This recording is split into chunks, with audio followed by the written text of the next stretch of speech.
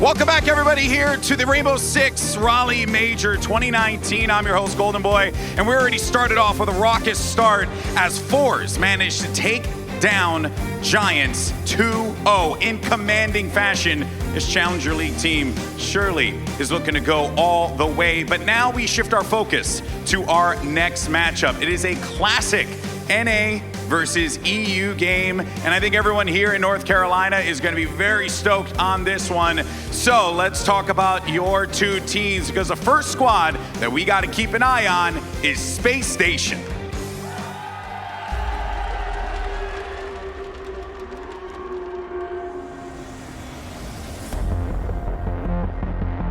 Our group stage run went as expected. You know, our goal was to come out first, 2-0, first seed, and we got the job done. We didn't think it would be easy, and it wasn't, but we played like a team, and we got it done.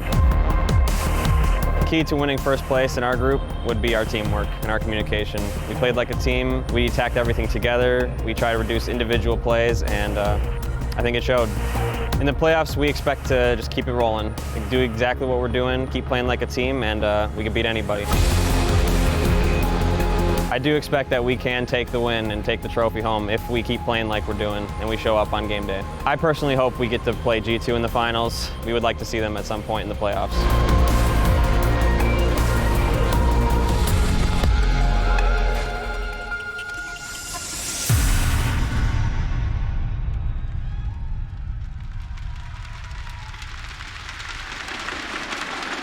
Ladies and gentlemen, without further ado, let's bring out your first team, Spacestation!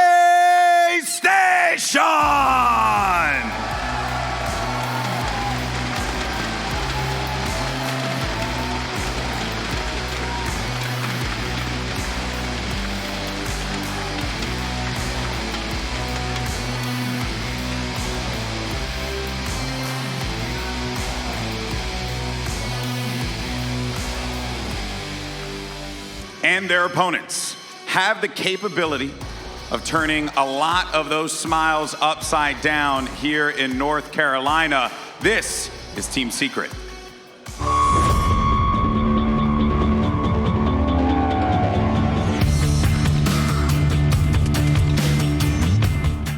Group stage so far, it's been an interesting ride. We've had Rogue twice, we beat them twice.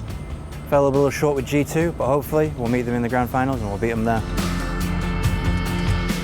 I feel that Team Secret, when we're playing our best, when the communication is great, when everything is going well, we're unstoppable. So I have absolutely no doubts in my mind that so long as we play our absolute best, we can take the trophy home with us.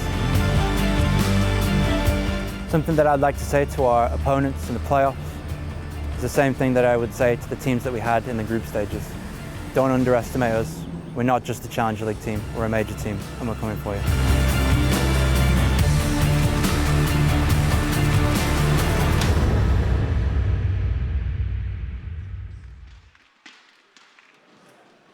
Everyone here in Raleigh, North Carolina, put your hands together for your next team, Team Secret!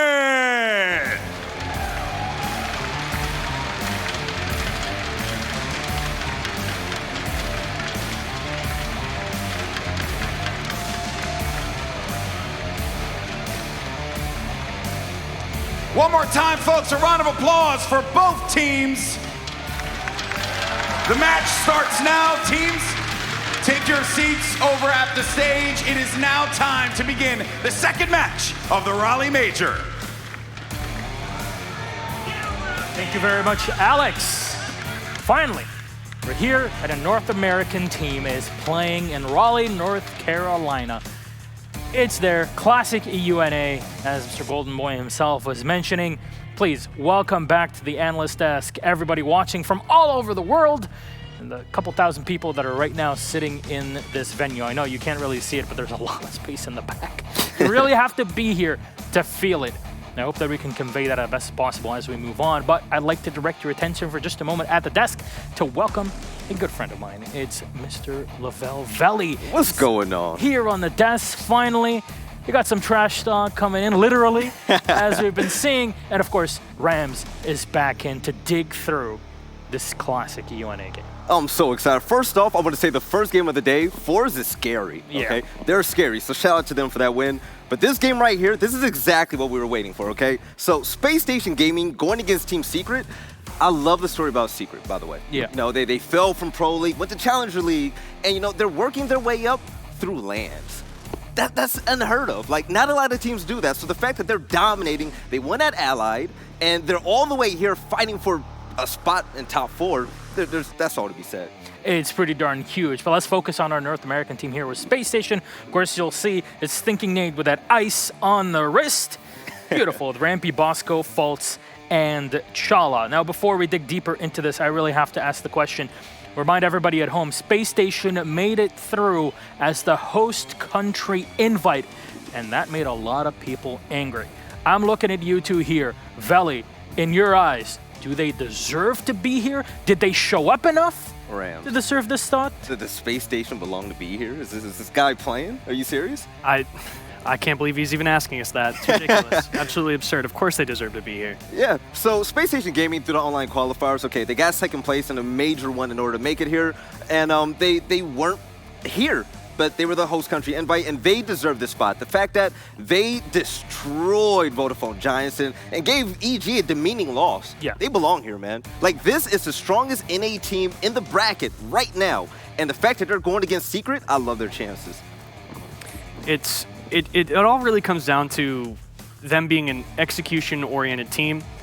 Their communication is incredibly good, along with their timing, and then going step by step on both attack and defense when it comes to retakes especially. What I've noticed being here throughout the group stage and just taking some notes, talking to players and things, SSG has a very strong coaching staff behind them. They're multiple, 2 coaches, 1 analyst, and they are always just preparing for their next match. And there's Team Secret, their opponents, they've had the change now.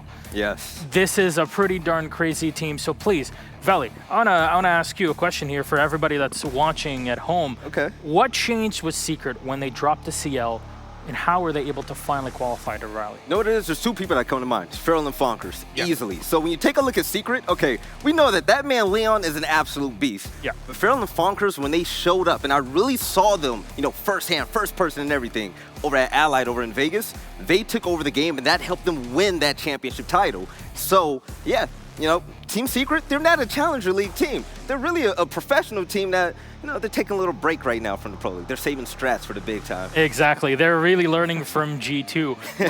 What really has been a big highlight for Secret throughout the tournament so far? Well, to me, what resonates the most is they've only played 3 maps. Yeah? They've only played Bank, Coastline, and Clubhouse. Now, depending on how you interpret that, does that help them or does that hurt them? That's yet to be determined because will Space Station take them to at least 1 or 2 of those maps? It's possible. But one thing that Meepy said that really stands out to me, we're not just a Challenger League team and we're coming for you. That really lit a fire a little bit under me. I couldn't have said it any better myself. Yeah, we'll see if the Space Station actually rock that boat, but we actually have highlight player here from each one of these teams. We'll put up our Space Station player, and it's none other than Thinking Nate, a man. Whoa.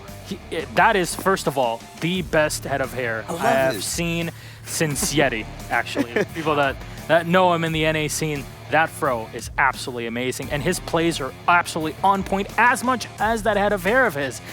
Thinking Nate has always been a scary player.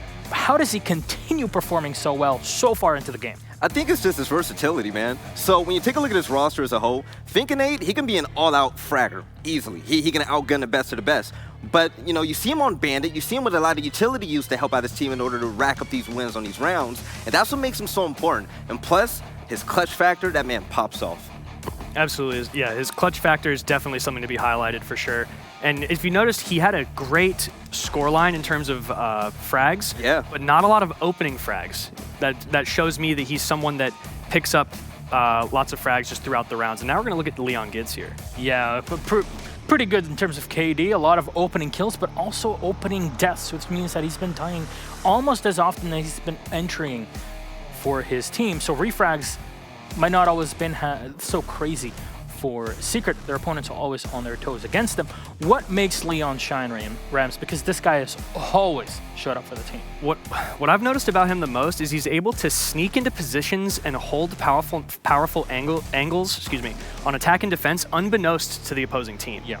And just that surprise factor, and not only that, on Coastline, I saw him rotate a few different places around the map, and he always seemed to net a kill from it, like sort of slowing down, telling his team to wait, and then he gets into a certain position, picks up the frag, and then they move forward. And take a look at his stats, man. You can't really harp on too much about that. When you go against Rogue twice in a row, Yeah. Rogue is a frag-heavy team. They're going to get their kills. They might not get the win, but they're going to get their kills, okay? So you're going to die a lot. So that doesn't mean much to me. Right now, I believe this is the first real test outside of G2 for Team Secret.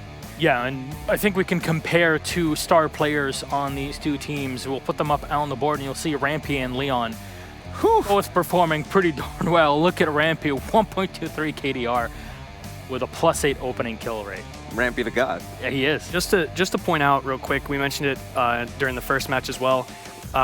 Secret has lost, so that will, reduce some of their stats. So like the 9 versus 10 opening frags for Leon isn't as indicative as what Rampy's is like raw just wins. You know what? I'm gonna say it is. You know why? Because if he wasn't 9 and 10, they probably would have won a few more games and rounds against these other teams. So Rampy on the other end, Space Station Gaming, they're undefeated so far. They're undefeated. So Rampy going 11 and 3, he's an absolute boss. When he goes onto the site, he's gonna be the first person there to rack up those kills, open things up for SSG. That's why he's the star player for this roster.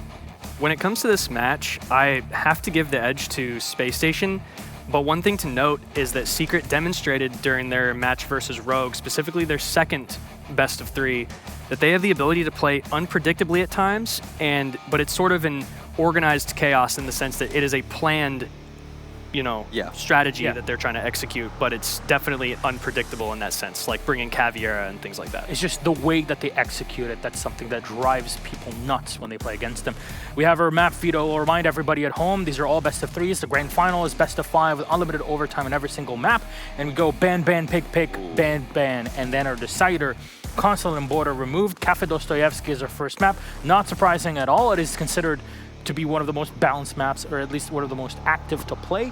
Bank for Secret, which continues the path that you were mentioning, Rams, with them only playing 3 maps, Bank being one of them. Coastline removed, Clubhouse, which leaves us with Villa, an extremely technical map to round out this series. Villa's been picked in the first game as well. We did not get to that decider game. Kafe and Bank. Let's start going through them one by one. Kafe Dostoyevsky, gentlemen, for SSG. How does this favor them? Kafe, I mean, it's pretty interesting because for Space Station Gaming, that's tied for their best map so far. 6 wins, 1 loss. They're doing pretty well. But the rest of the maps, I mean, I say it's pretty even. You take Border off the map, and you have a strong map for both teams, and Villa's going to be a barn burner if it gets that far. You see everybody in the crowd here, and of course, we all saw Aces sitting with Mahi and everybody from the squad. You can tell. Everybody's a fan. Everybody's happy to be here in Raleigh. Again, for people that are watching at home, if you've never been to a Siege event, I highly recommend that you do. It's an experience like no other. And a lot of people have been experiencing not only the games themselves, the community area as well that we have. So please, whenever there's an event anywhere near you, just go. And now, entrance is free if you come in on the weekend. Just make sure you're there. But you can't sit in the crowd. You got to pay that money, okay? Yeah. Just make sure you come in as early as possible to be part of the experience here. And maybe the experience of having an NA team move on to the semis at least. Space Station is definitely looking scary for it. And there we go. Can we bring Zeronic back? I want to EU by it all over again. But you look at these 3 maps. I mean, Kafe, Bank, Villa. Kafe plays very well in the hands of Space Station. It's a very varied map. It requires a lot of sneaky plays, but Secret is also pretty good at that when we explained what Leon does. Right, but what I want to focus more on is the Bank and then the Villa map choice. Sure. So pretty much when it comes to Bank, that's obviously one of Secret's best maps. But Villa is very similar to Bank in the sense that it takes a long time to drone everything out, make sure that you're safe, and it takes a lot of coordination to execute properly. So I think that Villa could really go either way. I think Space Station is going to really need to set the tone with Kafe, take that map, and then, if they can eke out a win on bank, that's great. But if it goes to a third map, it's really up in the air. And I'm going to say Kafe. So I've seen Spacestation play recently on USN. And what makes them so good on that map is the fact that they destroy roamers. They get right on that 3rd floor. They hunt them down, get behind bar. The way that they're able to clear out roamers from the 3rd and 2nd floor, whatever the site is, they do it faster than any other team out there. So that makes them just so dominant in that fact. Yeah, you have to fear for that. If you're Secret, you can't really stay in one position playing defense, can you? Right, and when it comes to hunting down roamers, like Veli was saying, we saw a lot of Jackal play coming out from SSG when they played on Kafe. But Leon Gids is a pretty good Jackal main, so it's a toss-up there too. All right, well, the salad is up in the air, I guess, at this point. So Rams, Veli, thank you very much for your points of view. It's time to dig deeper into this. Our first North American team here in the playoffs, 1 of 2 with TSM later. It's Space Station Gaming versus their opponents from EU. It's Team Secret and 2 casters, Flynn, Emzo, all yours. Enjoy.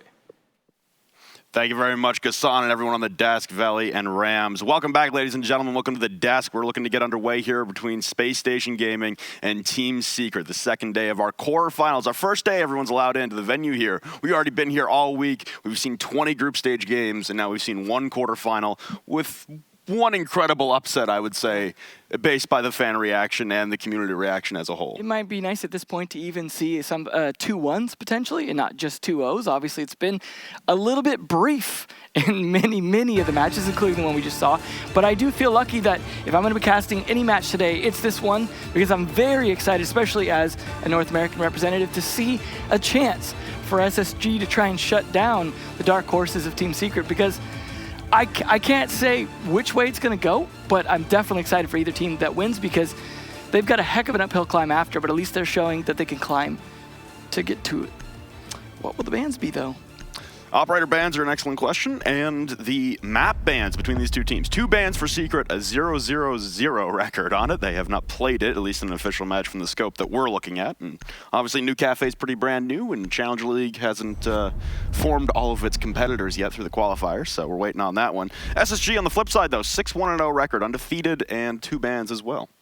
Well, it's another Thatcher ban today, so something we're maybe seeing is a bit of a theme, just trying to be able to control the attacks that much more. Mira, of course, not going to be surprised, but Capitao, I think that's going to be a running theme. Obviously, you saw the ban rates earlier. No one really wants to deal with getting barbecued. And Maestro actually, again, so we're actually seeing a fair bit of Echo play being allowed. So that means we'll probably see him played a bit as well, which means we'll probably see also a fair amount of IQ to match that. I wouldn't be shocked, honestly. The plant denial and intel gathering that you can acquire on Kafe, with the new rework and all the balconies, there's a lot more angles. You're a lot more susceptible on the defense. It is still heavily defender-sided. I could see why you'd ban Maestro, that spot on the new balcony, otherwise known as Heaven, the way he can play up there and defend against many of the attackers coming from Cigar. It's such a pain to try and deal with that. Not to mention now with the Thatcher band, you wouldn't be able to take out the Evil Eyes very easily. So I definitely appreciate the counter banning going on there to an extent. So we'll see a Gridlock and a Jackal coming out, though, to start things out with. So some good counter roam. And unfortunately, the Mozzie won't really stop either of those things, just drones. Although there is a shock drone that could be captured because we have Twitch at play. We are going to see also the Valkyrie, so that IQ definitely going to get double duty with both that Echo and the Valk. Obviously spotting the pests helps as well before you drone into them, because even though you get the marker on the screen, that doesn't tell you really exactly where they're at. It can be hard to jump over them. As opposed to Mute Jammer, you're better able to get a kind of a gist where it's positioned. As well as 4 smoke grenades being brought out by Space Station on the attack right now. And for this new Kafe, we haven't seen a whole lot of implementation of smoke plants. We haven't seen a whole lot of plant attempts on the cocktail site at all, really, from any attacking teams. It's usually been when it's been a massive man advantage. They've got 3 or 4 picks, and okay, we can go for a plant now because there's no one looking at us and there's no one below to nitro. Yeah, you see a lot of the C4s be that part of that counter that really makes that difficult, because you feel like you have to clear out the map and you have to clear out players playing underneath, because C4s are so prevalent now. You see so many C4 playing operators. Very often to see 2 or 3 on a given defensive lineup almost all the time. One of the big things for me that I'm looking for specifically from Team Secret is their ability and their willingness to take a swing when it's gifted. And Leon standing in the middle of white stairs right now, as Rampy will drop a Claymore outside of his window to protect his rappel, is the first person I think of on Team Secret to go for that, little aggressive, more aggressive swing. Yeah. Definitely could see some early aggression here, but it seems like Secret wanting to play a bit more reserved, kind of feel out how SSG is going to drone them out, get an idea how they're going to play, especially after seeing the Jackal and the Gridlock. They know they're going to get locked a bit onto site, so they're actually playing off of that, playing a lot more anchor. You see Meepy playing up on top of one of those bars to fight some angles, and of course Alems as well, trying to hide in the corner. He's probably positioning his Yokais in some choice spots to get some counter intel as well. LED active. This is very slow going here from Space Station. Yeah, red to get opened almost a minute and a half in. That is very slow to open up the top of that red stairs. What you saw Chala just opening. Typically, you're going to be able to get that open much faster because you can control that side of the balcony, especially with the 2 drops, very quickly, but no. I'm glad they are clearing out down below, though, down there in Train, the mining dining area, because typically, oftentimes teams will leave a roamer down there, and they'll very often backfire on them, especially, oh yeah, you can claim one of those red stairs, but everyone knows how to deal with those now. Located by attackers. Well, for Space Station, they've got a good contingent of their personnel downstairs clearing out, and now they need to rotate and get going upstairs for a site execute. They've got just over a minute to entry in now, and you know, Piano's usually a death trap, and Farrell's going to try and make it just that. As he's locked inside of the bathroom, and his ADS is eating up a lot of flashbangs. Fonkers look at the opening pick on a thinking nade, though, as he darts back into the freezer. Farrell still peeking from the pixel corner, but he's going to dart back as well. He's good, doing a wonderful job of killing time here, and you can see how Space Station are all bunched up right now over by Cigar. They're not making any headway right now, and they're running low on time. No, this is definitely a very slow take, and it's not really working out because, look, you see, LMs is also getting a chance to reposition that Yokai. Yes, he did lose the last one, but Fult's trying to spot that while they're in the middle of an execute with barbed wire to deal with, C4s, that it's just not going to go great for them. And Fonker's being allowed to sit in this freezer. Chala needs to open this up a lot sooner. Yeah, they're going to get it. It's probably not going to be denied, but no, Farrell is going to swing, or no, he's sorry, yep, there we go. It's 2 huge kills for Farrell as Chala will at least get 1, so Farrell unable to save his teammate, but with 15 seconds left, it's down to Bosco on the east rappel, and Fultz pushing through the new hatch balcony. Farrell with 3 now on the round, and on the rappel, Bosco stands no chance. LM's point blank with that bearing 9 will give Team Secret round number 1. Definitely not a good start for SSG, who really should know a bit better how to execute on that. Like I said, I did appreciate controlling below the site, but you should already have your other checklist done. You should have red wall open. You should have freezer open. You shouldn't be playing into that late. Also, the kill they let get from the Valkyrie pushing into Cigar the way he did, that definitely shouldn't have been allowed. No, you can see it there, and everyone from Space Station taking a lot of time to clear out downstairs, which is useful, don't get me wrong, but we've often seen that most teams, once they start going on their progression, they'll get into Piano, and then that's where another stall comes out. That's another logjam for a lot of attackers. And a lot of attacking teams around the world, regardless of region, Piano becomes this logjam where no one can get out of, no one can move. You're always worried about a peak. You're always worried about an angle. Well, and that move on the pixel spot the way the Jaeger did, that's so common now too, because we've seen it happen quite a few times. Yep. They had gridlock, they had the ability to control that stuff, they just didn't. So, some missed opportunities there for Space Station in the first attacking round. And as we say with 3 of the maps in the pool now, it's kind of defender-sided, so you're not really too stressed right now. This was obviously Space Station's map pick, so Team Secret got to pick their starting side. Yeah, they're going to go defense first. Space Station has played Thermite and Gridlock in every single Kafe attack in the last 3 months for 27 rounds. Well, that makes it a little bit easy to read what's going to be coming to an extent. Gridlock, unfortunately, hasn't always been successful for teams. It's definitely one that is good on this map with the 2 staircases, but you got to use it effectively. You don't just get a free pass to say roamers don't get to roam anymore. You got to use it. Ooh, nice Valkyrie camera out here from Alems. Looking to go for a spawn pick. He spots 1 target out there by the River Dock spawn. It looks like Alems is going to think better of going for that run out. Yeah. Oh, never mind. Here comes Alems vaulting over. He's got 1 in his sights, and there goes Thinking Nade. There goes your Gridlock, part of the duo that you've run every round. A beautiful start here for Team Secret. Well, now it's running into the ground, unfortunately. Not only do you lose that utility, you also lose the smokes and a pretty decent gun. I mean, thankfully, they have redundant smokes on the Jackal, but as you were talking about, not really a lot of chances to smoke plant, seeming like a lot of teams just getting in too many fights before then. And they also should be into the building a lot quicker here with generally Bakery not heavily defended by teams. There's almost always someone behind that counter. And once you can get them out, you should be able to take control of that room. We see a lot of ADSs are in there as well, but in the meantime, Chala droning out, trying to figure out where these players are playing. And I tell you where they're playing. Most of them are playing on site. For a lot of the Space Station members, they're, again, clearing parts of the map that are nice to know you have cleared, but they're taking a lot of time to do so, especially with the Jackal. You know, you can see if footprints came upstairs anywhere. There's only 2 staircases. Yeah, you don't have to just ping them. You really get an idea of the path players are making, especially, like you said, with only 2 staircases. It's a pretty clear idea, especially if you're into the building soon enough to see those fresh stamps on the floor. It really feels like that opening pick there from Alems on the run out slowed things down for Space Station. They're a little on their heels right now as they're still making their progressions in towards train and mining. As you need to open up the floorboards to be able to see down into the site, but you also need to get the site walls open inside of Bakery. There's been no effort to clear out Bakery or Fonkers or Leon yet from Space Station. Yeah, this just lack of time management still working against them. I mean, yes, they are actually getting decent middle control. Like I said, usually Bakery's the first target, but they're trying to progress from here, and it's slow going. The Jackal's really their best hope, it seems, of being able to get at least some idea where they can push to. But, you know, they're just going with drone after drone, and there's no one really following up a lot of them.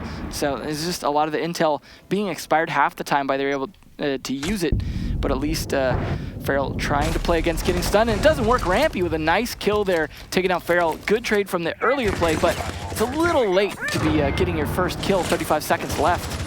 Well, we now see why nobody was trying to clear out Bakery. It's because Space Station are going for a freezer take. Bosco pushing down the reading stairs, the waiting arms of Leon inches away. Inside of the Coke, Velocity picks up 1, taking fire from a second, and Rampy will trade. Down to the 3v3, but 20 seconds left. You still have Yokais and Smokes and a Nitro Cell. This is an issue here for Space Station as they cannot barrage the site with utility. They need to go in for picks and peeking the corner, maybe with 1 on the shotgun, and he's going to run away because that's Diffuser down. All they have to do now is kill some time. Rampy with 1, Fultz with another. Suddenly it's down to Fonkers, but he has the Yokai up, the plant going down. No, he shoots too early.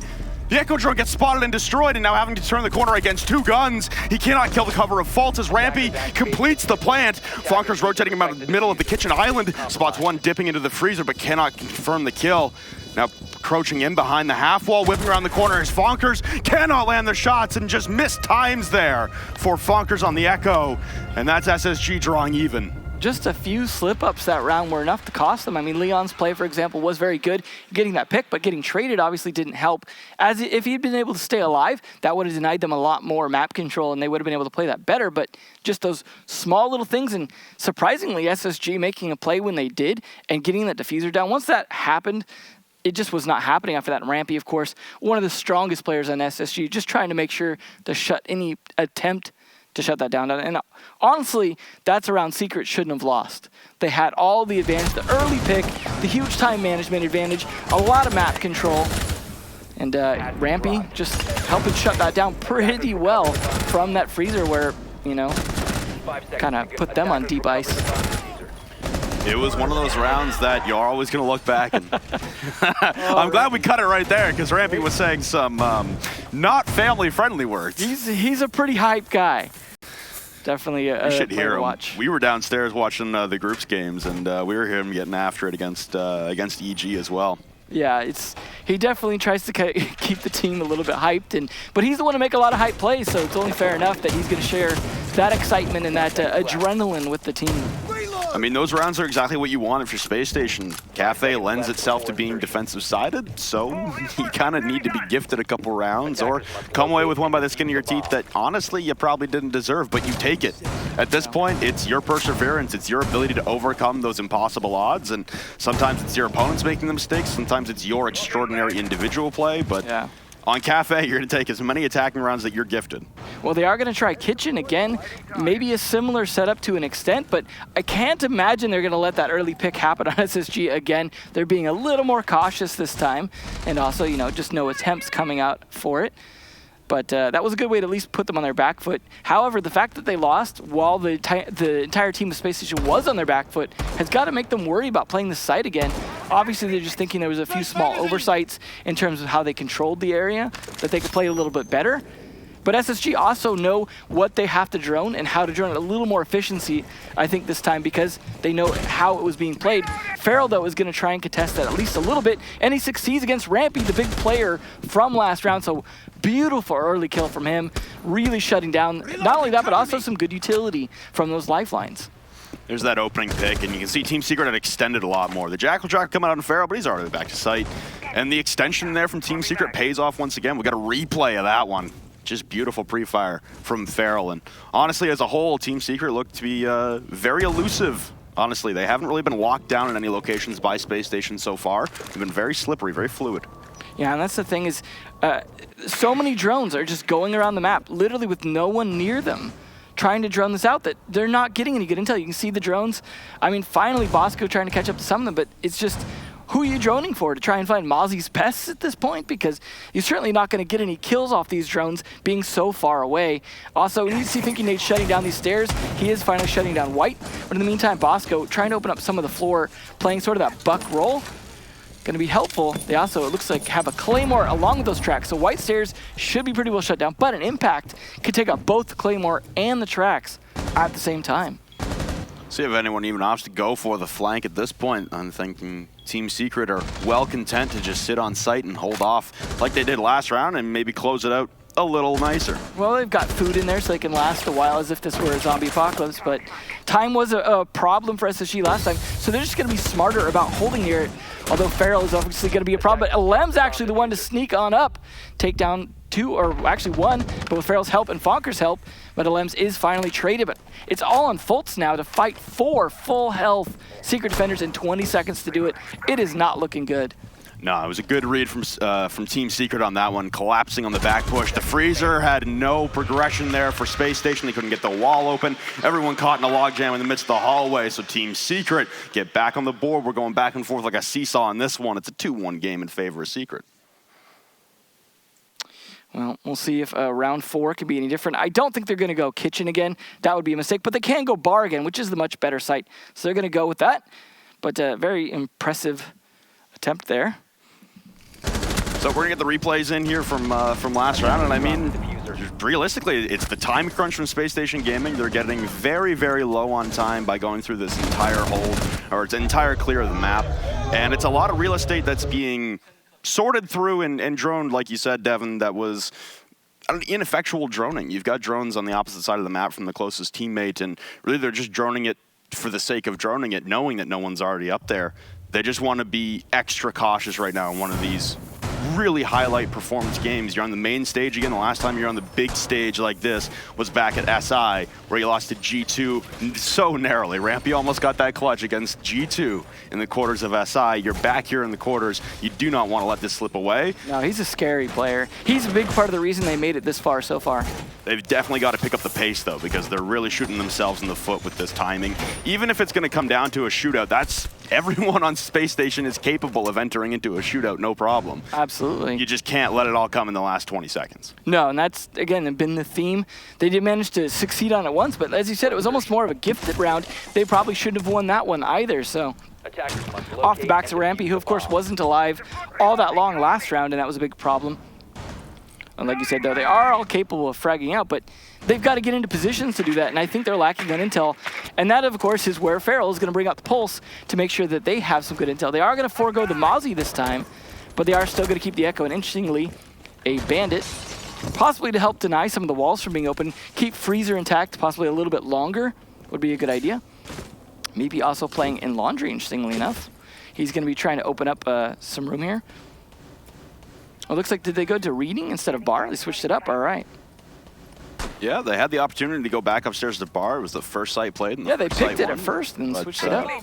Now they've gone down to Reading and Dining, the new bomb site on this map on the rework. And again, here for Space Station, slow goings. We're a minute in and no Space Station members are in the building, but they still have 2 minutes to work with and they don't have to go as far. They've been going top down on the kitchen takes, and that worked in the dying seconds on the freezer push. But the second time around, all it took was Feral pushing upstairs for about 15 seconds, getting a kill and running back to site, and that completely threw a wrench in the plan for SSG. Yeah, the big problem, of course, is trying to take out the players playing on the East Cocktail side. Alems and Fonkers, they're going to be the difficult ones to deal with. You see attempted peeks there from Fultz.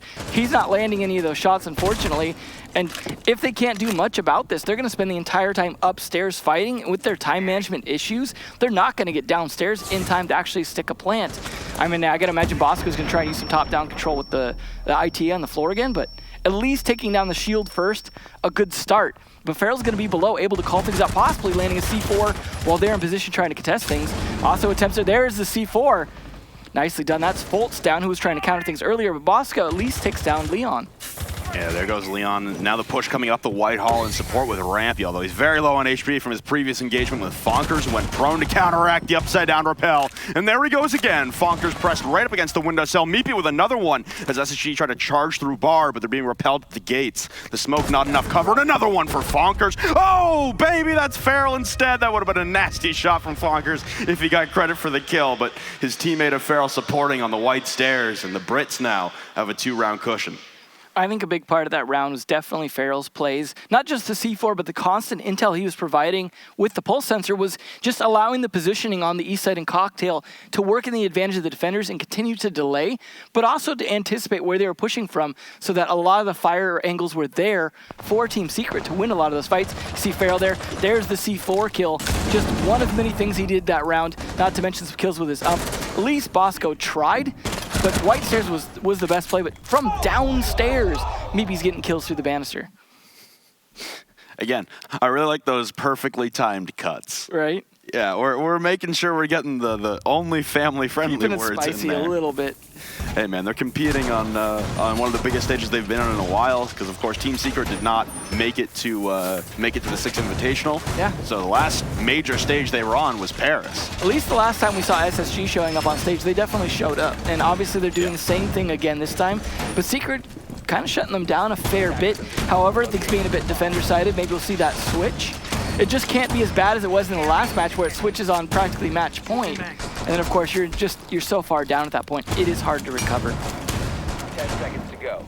Spacestation are probably looking for one more round here on the attacking side to feel decent about it, and you're probably looking for 2 to feel real comfortable. If you can get away with the 3-3 split, you're looking pretty solid, but Kafe doesn't always lean that way. Looks like a Lems might be going for a spawn peek here as well.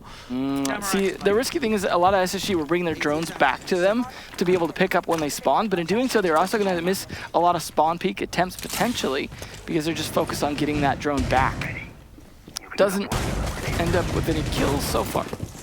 No, there's been multiple members, and here comes the rappel now. This is Rampy. He's been getting on the east windows every single round. He's done the same rotation. This time he changes it up. Hey, maybe Rampy with a little bit of sixth sense, some intuition there, knowing that, I've done this for 4 rounds in a row. Maybe it's time to swap up the take, swap up the strat early on. I mean, you do want to put pressure on the east side, but at big risk to yourself because they could come flying out the white stairs window. They could come flying out the reading door. There's pretty easy ways to counter you. They can rotate too quickly. And you don't want to be caught in that situation, especially when you're an important fragger for your team.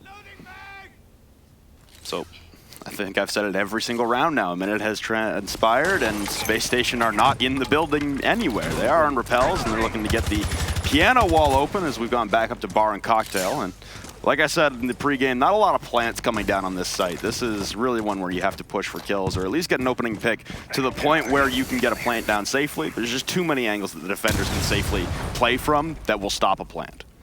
Yeah, definitely not great for them so far. I feel like they need some of those early picks to even have an opportunity to plant. Again, though, they need to push for that wall to get open. At least Feral losing half his health is going to put things down a little bit, but with the deployable shield there, they know he's going to be playing that. He's not going to be able to just sneak into it, and now losing the shield, he's forced back. I like this little hole here he could potentially use, but they read into that as well. Yeah, Feral's going to have to rotate all the way into Freezer to join Fonkers, and now Feral very low on HP, about 5 left in the bank. And you've got a Lems watching the Thermite charge come out, and Fonker goes for the wide swing, and he's going to get the Thermite charge as well. Unpunished on the peak, and there goes Chala. The diffuser surrendered, a minute left, and Leon will tack on. Bosco and Leon will take out one member of either team. Bosco again onto Leon, at least bringing it down to a 2v3 while being disoriented by the Echo drone. But with 50 seconds left, it's up to Fultz Bosco for Space Station. This is actually looking somewhat better than some of their previous rounds, but losing the diffuser where they lost it, having to deal with Meepy in position as well, it's going to be difficult to deal with. I mean, they're at least trying to identify any utility that might be calling out their positions that's going to give away when they decide to push. But they at least have some smokes left. 2 left in Bosco's pocket to be able to cover this plant. Now they've got the diffuser recovered.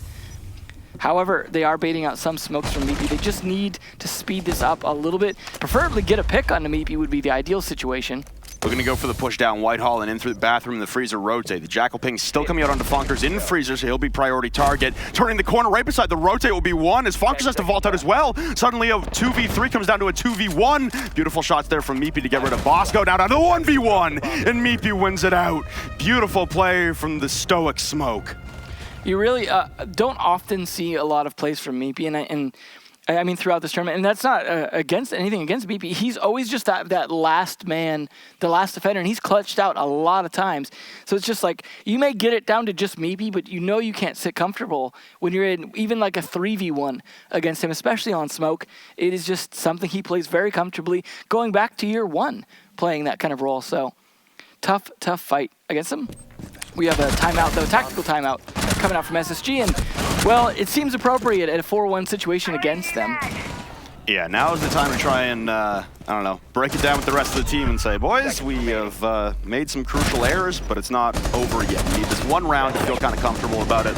And we can move into the half down 4-2. You know, that's what we talk about on Clubhouse, so we talk about on Villa, so what we talk about on Kafe. The 4-2 split is your most ideal. That's you performing average at that point. Well, let's hope at least they can get the 4-2 split after that timeout, because this is definitely not looking good. Again, like we saw in that first matchup, that when they ended in a 5-1 situation, it pretty definitely went over to the person with a 5 going into the switch, and definitely could happen here.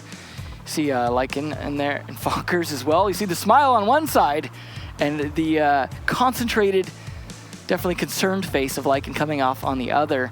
Definitely looking to close out. And there's the mic going back up, so their timeout is over now. So we're going to go into the op picks. Oh, and can't wait till we're showing those on screen, because we've got an interesting one coming out from Fultz. Now we see why he was smiling, because of course Secret did also have a chance to talk during that timeout of SSG's.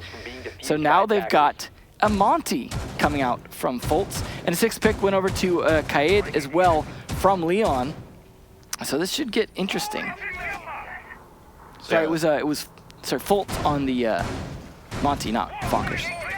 Yeah, Fultz 6 picking off of the gridlock to a Montaigne. So the first time up and running in the last 3 months on the attack on Kafe that Space Station have not run a Thermite and gridlock combo. They're swapping it up to get Fultz on a shield. That's also interesting. I mean, I guess Fultz is the... I don't want to be mean, but probably the most sacrificable person with a gun at that point. You can give him a shield and have him be a bullet sponge. Just the amount of fragging power you have in the rest of the team. By no means is Fultz a bad gunner. Everyone else is just doing a little bit better right now. Yeah, well, you know, I guess if he's not hitting those shots, might as well just absorb the ones from the enemy, as you said. But Alem's looking to contest that top floor pretty aggressively again. That has been a theme here. Farrell as well with some peaks coming out. They do not want to let Space Station get anywhere near the bomb site ever, it seems, and that's really actually been playing out very well in Secret's favor outside of the one round that Rampy helped barely clutch in just a desperate situation. That's looking like a theme here for Space Station. Yeah, I was quite, it's quite curious to see that this is Space Station's map pick. This was their map, and they knew that if they picked the map, then Secret's going to pick to take defense first, and yet absolutely. Space Station really don't look like they are in this game on the attack. SSG normally wins 61% of their opening duels on Kafe, but so far have not managed a single opening frag. They've managed to be a single opening frag many times. Every single round, through 5 rounds. Even the round they won, when, honestly, like we said, they may not have deserved it. And that's kind of the theme of this one for Space Station, is they look like they're falling behind their usual pace. They look like they're falling behind their usual gunplay. And with a Monty, they should be speeding things up, and they don't seem to be. It's very troublesome here for the North American representative on North American soil. We also have TSM at the last match of the day here in the quarterfinals against G2 in the evening. But for right now, North America's hopes seem to be just as drastically low as they were in the group stage after day 3. No knock on Secret, but I think there's a better chance of beating them than beating G2. So there's a lot of hope riding on this for North America, I think, right now. And this being the map pick for SSG and them being this far behind is not looking good. They're at least trying to open things up a little bit now. Fultz finally finds Alems. Unfortunately, doesn't land enough shots. Teammates coming to back him up. The cavalry rise, but does nothing against that C4. And thinking they finally pick it off Leon in the meantime. And no, they've lost the Monty in that fight. At least Rampy getting one to trade it, but it's not looking good again because that Monty is going to be critical to that attack. Echo, of course, doing some good work with these stuns as well to slow things down. 45 seconds left to play this again. Well, they swapped out the gridlock for the Montaigne. The Montaigne is now gone, and Farrell's on a flank, spotting that there is no gridlock. He's halfway down white stairs. Chala's going to be going for a breach here in just a moment, and there he goes. There's your breaching opportunity to get in through Freezer. Gone. Farrell goes all the way to the top floor to kill more time. The long angle established here by Fonkers, and he rips right through thinking Nate to down him. Can't finish him off just yet. And now going for the flank through reading stairs in just a moment will be Farrell. Smokes come out from Meepy to try and slow down the corridor push. Coming out, thinking Nate has now been revived. We're going to be firing up the reading stairs in towards Farrell, but this collapse is again going to come down to the final seconds. Fonkers with one onto Bosco. Meepy and Farrell both holding the doors. There's one with the smoke and another one. Farrell will clean it up onto the downed Rampy. That is all she wrote for Space Station on the attacking side. Could have very easily been a 6-0, but Secret will take the 5-1. Yeah, they're going to be thankful they got that one round at this point because they are just getting knocked down, ripped apart every single time. I mean, losing the Monty that early, for example, in a favorable fight, you had a Monty pushing aggressively, the C4 whiffs, and then you've got all these people standing behind you, and you still lose that fight when you know exactly where Lems is at. Right here, you can see it just, that should have not been played like that. That was a big mistake. The way Fultz played it, paid the price, and ultimately his whole team suffered for it that round. 10 seconds to go. The hip-fire Deagle headshot, I mean. Yeah. What a more embarrassing way to die as Monty. That's not something you can account for every day is, you know, hitting that hip-fire Deagle headshot against a Montaigne while he's turned sideways, while he's trying to knife you. Yeah, that's a clip for your montages, of course. That's definitely not something you practice every day. That is maybe the Siege gods being on the side of Team Secret right now. They are up 5-1, so... Well, sides have switched, so it certainly could go the other way. But like I said, that's not what we saw too often in the previous matchup, because fours, when they had that lead, while they would manage to drop a few rounds after, they always seem to come back. And I don't know if Space Station can really hold this off that well, because they cannot let 2 rounds slip away here. Yeah, we saw it from fours in all of their games, really, where they would have a massive lead early on heading into the half and extend it coming out of the half break, and then on the side swap, and then they'd allow their opponents to get back into it. So the big question here is Secret going to be as lethal or even more lethal than fours have been so far, establishing those early leads and be able to close it out early, or are they going to let Space Station back in this? Yeah, I mean, they're not even bringing as much drone denial as we saw come out from Team Secret. They're bringing just the mute, but no Mozzie. And I got to imagine that did factor a bit into the slow pace of play that came out from Space Station. So they're not going to do the same thing to Secret. They are bringing the Kaid, at least to be able to, I imagine, trick Freezer, possibly, because, of course, that is going to potentially get opened with that Thermite. But I feel like the pace from Secret already a little bit faster. They're also using a little bit of the quieter drone on the Twitch. So it's funny to see both teams running a Twitch, interestingly enough, because it's not the most common pick these days, especially with Mira not being a thing. And no Maestro as well. It was a great counter to the Maestro Evil Eyes, but those aren't in play, so... I mean, after Farrell's antics in the group stage with Twitch being able to crouch walk into many places undetected, yeah, holographic. Crouch walk is such a thing in this game sometimes. Well, trying to get the Mute Jammers off the wall to facilitate a breaching of Freezer, but well placed. Mute Jammer catches the Twitch drone as it turns the corner with a little too much momentum, so they'll be stalled out momentarily as they're not able to bring a Thatcher. It's been banned out, and that could be another thing that's really been impacting Space Station's progression is usually having the Thatcher. That's usually something that is a constant in the SSG lineup. And the funny thing is, too, you didn't necessarily need it to be the Kaid to be able to handle this without that, because there's no Thatcher to take care of it, but ooh, nice play by Chala. That is finally going to do some damage, and following it up, too. Chala is not always a top fragger, but when he shows up, he really does, and putting him on the dock there seemed to be the right choice, because now he can heal himself up.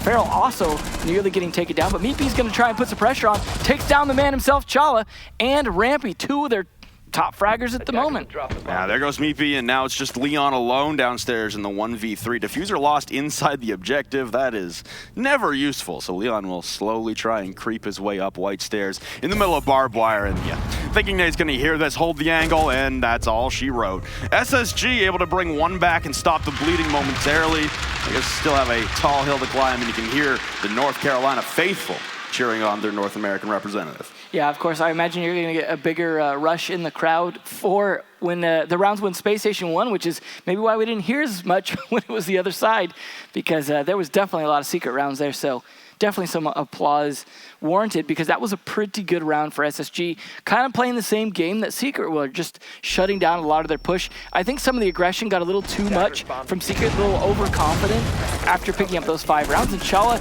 taking full advantage of that. That was a nice attempted play to try and flank him, but of course it was well announced and Meepy, at least with 1, but it wasn't enough to win this.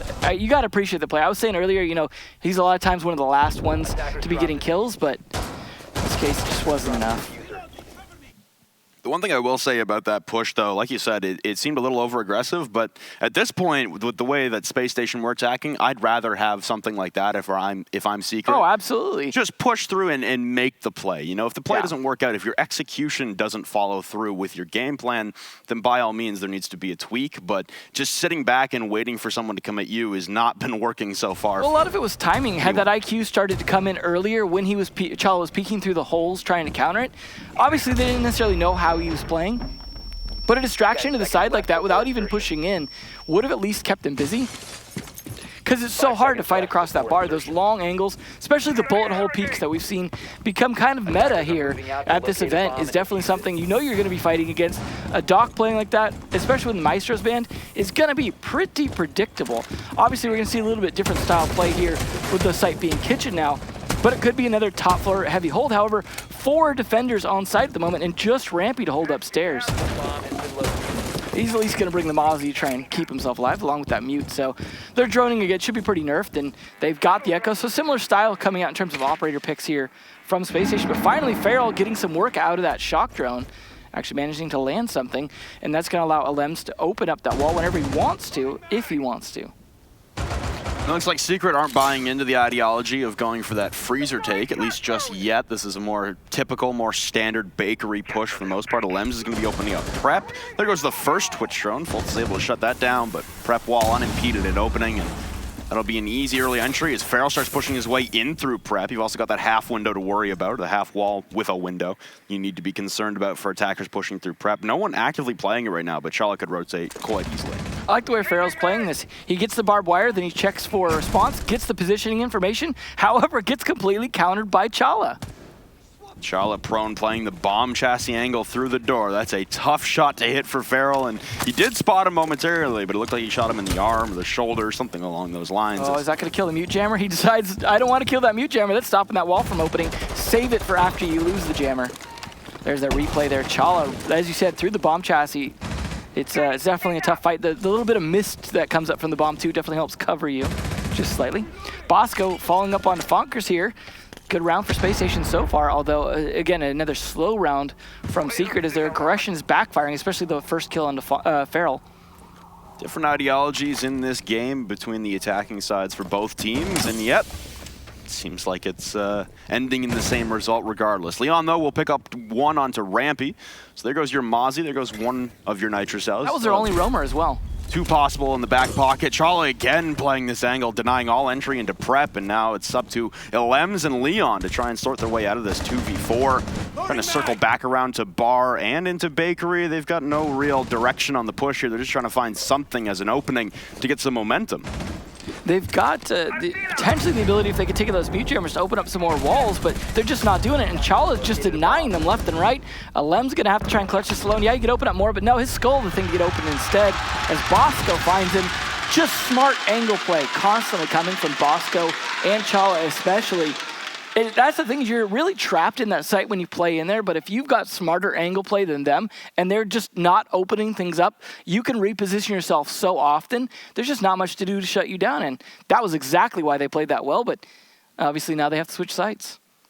You can see, obviously, Mr. Coach Lycan, one of the coaches for Space Station Gaming, pulling down his microphone to talk to the team. They've already used their tag timeout, but now it's time for Team Secret to regroup and figure out what their next mode of operation is, because they've really stalled out on the aggression, or at least been denied entry on the aggression. They've tried to quicken the pace in comparison to what SSG were bringing on the attack, but both strategies have failed pretty brilliantly so far on the attacking side on Kafe. And for right now, Team Secret, all it takes is 2 to send us to bank, but for right now, they're struggling to close this one out, just as we've seen time and time again on some of these defensive sided maps. We see Rampy here as well, just trying to make some calls also for his team, just trying to get support from his teammates in the plays they want to make in this next round.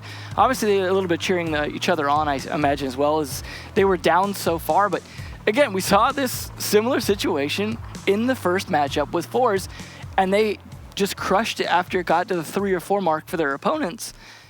Will it be the same here from Secret, who have taken the time out now? They've taken the time to recollect themselves, think about their strategy. They know it's either going to be reading or mining dining next. Interestingly enough, it's going to be mining dining, which is a little less conventional and actually not the highest win rate at the moment, unfortunately. Yeah, this used to be the old secondary bomb site on the old Kafe back when it was in competitive a couple years ago, and then you know, this was still a very reliable bomb site, but after the rework, everyone's taken to the other 3 bomb sites as the competitive standard. There's 2 reasons for it. 1, reading's a bit better because you have that cocktail area extended to that new balcony, and 2, because the floor is destructible now in the train area, and that is makes it a bit of a big problem because you used to be able to hold there pretty heavily. Now you can't do so the same way, and it doesn't always mean that that's going to happen, but that is just one of the disadvantages now that has changed with new Kafe, because not a ton else changed necessarily on that site, but that makes a big difference. For how much this map is praised for its verticality with the rework, there hasn't been a whole lot of vertical play throughout this entire game. We saw a little bit of Bosco opening up the floor, but then they didn't even really use it too much. I mean, Kitchen is the one site that tends to get the most vertical play, but still really didn't see that. I mean, I guess you could say some from the C4 plays going upwards, as well as the kill up through the banister, but I don't know if you'd call that vertical play the same way. Certainly, it's a weird look on this map for both teams in the attack. They just haven't really been able to get anything going, and it's not like it's the easiest map in the world to attack on, but we've seen examples of teams picking apart some of these defensive-sided maps and really making it their own in the attack. And seeing Space Station pick it, especially with their record on it, I thought maybe they'd be a little more influential on the attack, especially knowing that they would be starting on attack as it was their map pick, but we just haven't seen it so far. Well, you got to think about it. The attack always has to respond to what the defense is doing. They don't necessarily get to dictate the pace, and we're seeing that happening on both sides. The defense is really able to kind of dictate how things are going, especially with a lot of drone denial like Mute and Mozzie. Also, the Echo drone, they don't know where it's located all the time without IQ spotting it explicitly, so that's going to be providing a lot of counter intel as well. Those things are really dictating how the attackers have to play it, and you see them just trying to adapt every round and spending inordinate amounts of time doing so. It's funny, I was talking to Fonkers down at the hotel lobby last night. We were just talking, hanging out, saying, you know, how are things going, and he was saying, you know, I've been trash talking the ever living crap out of Rampy this entire week, so I think it's fueled him. It's fueled him up. All you did was put more gas in the tank. I don't know if that was the play, but obviously, as you said, this is SSG's map, and they are down right now. However, Rampy also down. It wasn't from Fonkers or Farrell, but it was definitely Alems, who's been doing a lot of good work and is planting the diffuser after that kill. They've bull rushed their way into the objective, and the swings again. Fonkers alive, taking down Faults. Leon and Alems taken down, though, as the resurgence from Space Station. They get back on track, down to a 3v3, pushing through the fireplace rotate. Fonkers has to flip back for that, but he at least grabs it in stylistic fashion. And now it's all down to Thinking Nate in the middle of mining. On top of the diffuser, runs away from him, pistol in hand, and Fonkers cannot win that one out. So down to the 1v2. You've got an upside down rappel here from Meepy covering the diffuser, and as the peak comes around the corner, Team Secret will put themselves on match point on map number 1. And again, if this is your map and you're losing it, that's not great. We saw the Vodafone Giants already on back foot because that happened to them. They lost their map first. Now it's looking like that could happen as well to Space Station. And you see the confidence there from Helby, who's like, this is exactly what we were expecting. Maybe we struggled a few times on our attack rounds, but we got to figure it out now. And you know what? If we don't, we're still on match point. We have a few rounds to play with to figure things out. Obviously, now they've done the rotation of bomb sites, so that means they have some idea. However, that was the 3rd bomb site, the worst bomb site for SSG, not to mention one that, as I said, has a historic bad record after being new Kafe. So it's not a huge surprise to lose that, and I think SSG have got to be thinking the same thing. Like, it's not a big deal that we lost that. We knew that might happen. We'll just win our sites again and bring this back. However, if they do win, let's say they win their sites again. They win Bar, then they win Kitchen. Where does that put them again? Their 3rd bomb site still on match point, because that would be a 6-5 situation, not overtime yet. So they are in a really tough spot. They've got to win all 3 of their bomb sites in a row just to get to overtime and reset those. Backs against the wall here on Kafe Dostoyevsky for Space Station Gaming as they have run their course. They really came up short on the attack, and now on the defense, their lives are in their hands. They control their own destiny. It comes down to repelling the aggression from Secret, and they did it successfully for the first 2 rounds, but on that one there on the mining defense, that really fell quite short. Not a lot of coverage on the objective. A lot of focus played over towards Cocktail, and those rotates back down White Stairs into the laundry hatch, even vaulting into pillars. It takes a while to get back to sight, and that allowed Secret the opening to get a plant down and really peel back and just play for the post plant. It's interesting that this time they've switched Chala over to the Echo for this play instead of the Doc, because he was very good at playing the Doc last time, but either way he gets an ACOG, and that's what matters, right? Is to be able to play those tight angles, but also to be able to play the Echo drone later for that additional intel. They are going to have the IQ, though, from Fonkers again, able to spot things out. And Farrell, once again, using his semi-stealthy but not elite skin level stealthy drone to try and do some droning early on before they try and take Christmas. Bosco in a nice spot as well, trying to play against the balcony. He's actually going to push back into reading, despite the fight not actually happening yet. Everyone just on the roof, hanging out. Maybe have a little party up here, bring some beers, and just wait the round out, because nothing's really happening just yet. At least Meepy getting the old Claymore up that you pretty much have to have on these stairs. Yeah, Secret's still going the more traditional route, I guess I would say, in terms of Claymores as flank holds instead of Space Station's methodology, which was we're going to bring a gridlock every round. Yeah, I like the pre-fire, though, from Alems, knowing that someone could be playing that pixel spot. Takes the pre-fire, gets into position, and then drones it to clear it. That is smart play. Of course, that may not stop Fultz from rotating over to it later as that mute, but that's where you really have to watch out. They have no gridlock or nomad to stop any play from there. Of course, the little pings coming out from, I imagine, Chala across the way. Very difficult to deal with. See if we're going to get that breach again here from the IQ of Fonkers. Here it comes. Will it work this time? Tries to pre-fire, but no, Chala's ready for it. Leon trading 2 back, though, and Chala going to die yet again. This looks very similar, but this time in Secret's favor. Oh, Rampy with 2 huge, the TCSGs. He walks to the bar unimpeded, and now Fultz tagging in. It's all up to Farrell. They had sight control. They were trying to get a plant down. Farrell with 1 now. He's got a 1v2 to work out of Bosco and Fultz left alive. Sorry, Bosco and Rampy. Now Farrell down to about 25 HP, still stuck in the middle of the cocktail bar. Nowhere to go, and holding the exits will be Rampy on the far side of the bar. Bosco hasn't taken a single point of damage just yet. Looks like this one is going to be yet another SSG comeback on the round. Keep themselves alive as Farrell's still darting back and forth. That's a bit of time to work with, but he has to hit every shot, and he can't allow one to hit him in the progress. He's able to take down the Echo drone that was furiously spotting him the entire time, and even able to make it back over towards the diffuser. Maybe able to get a plant down here momentarily as the pings are gone, the intel is gone. Farrell almost done completing this plan. He pulls off the last second, though. 18 seconds, and this means he's going to have to go for the kills in both engagements. But Rampy goes massive on the round on the Kaid, and that's going to wrap it up. Space Station persevere.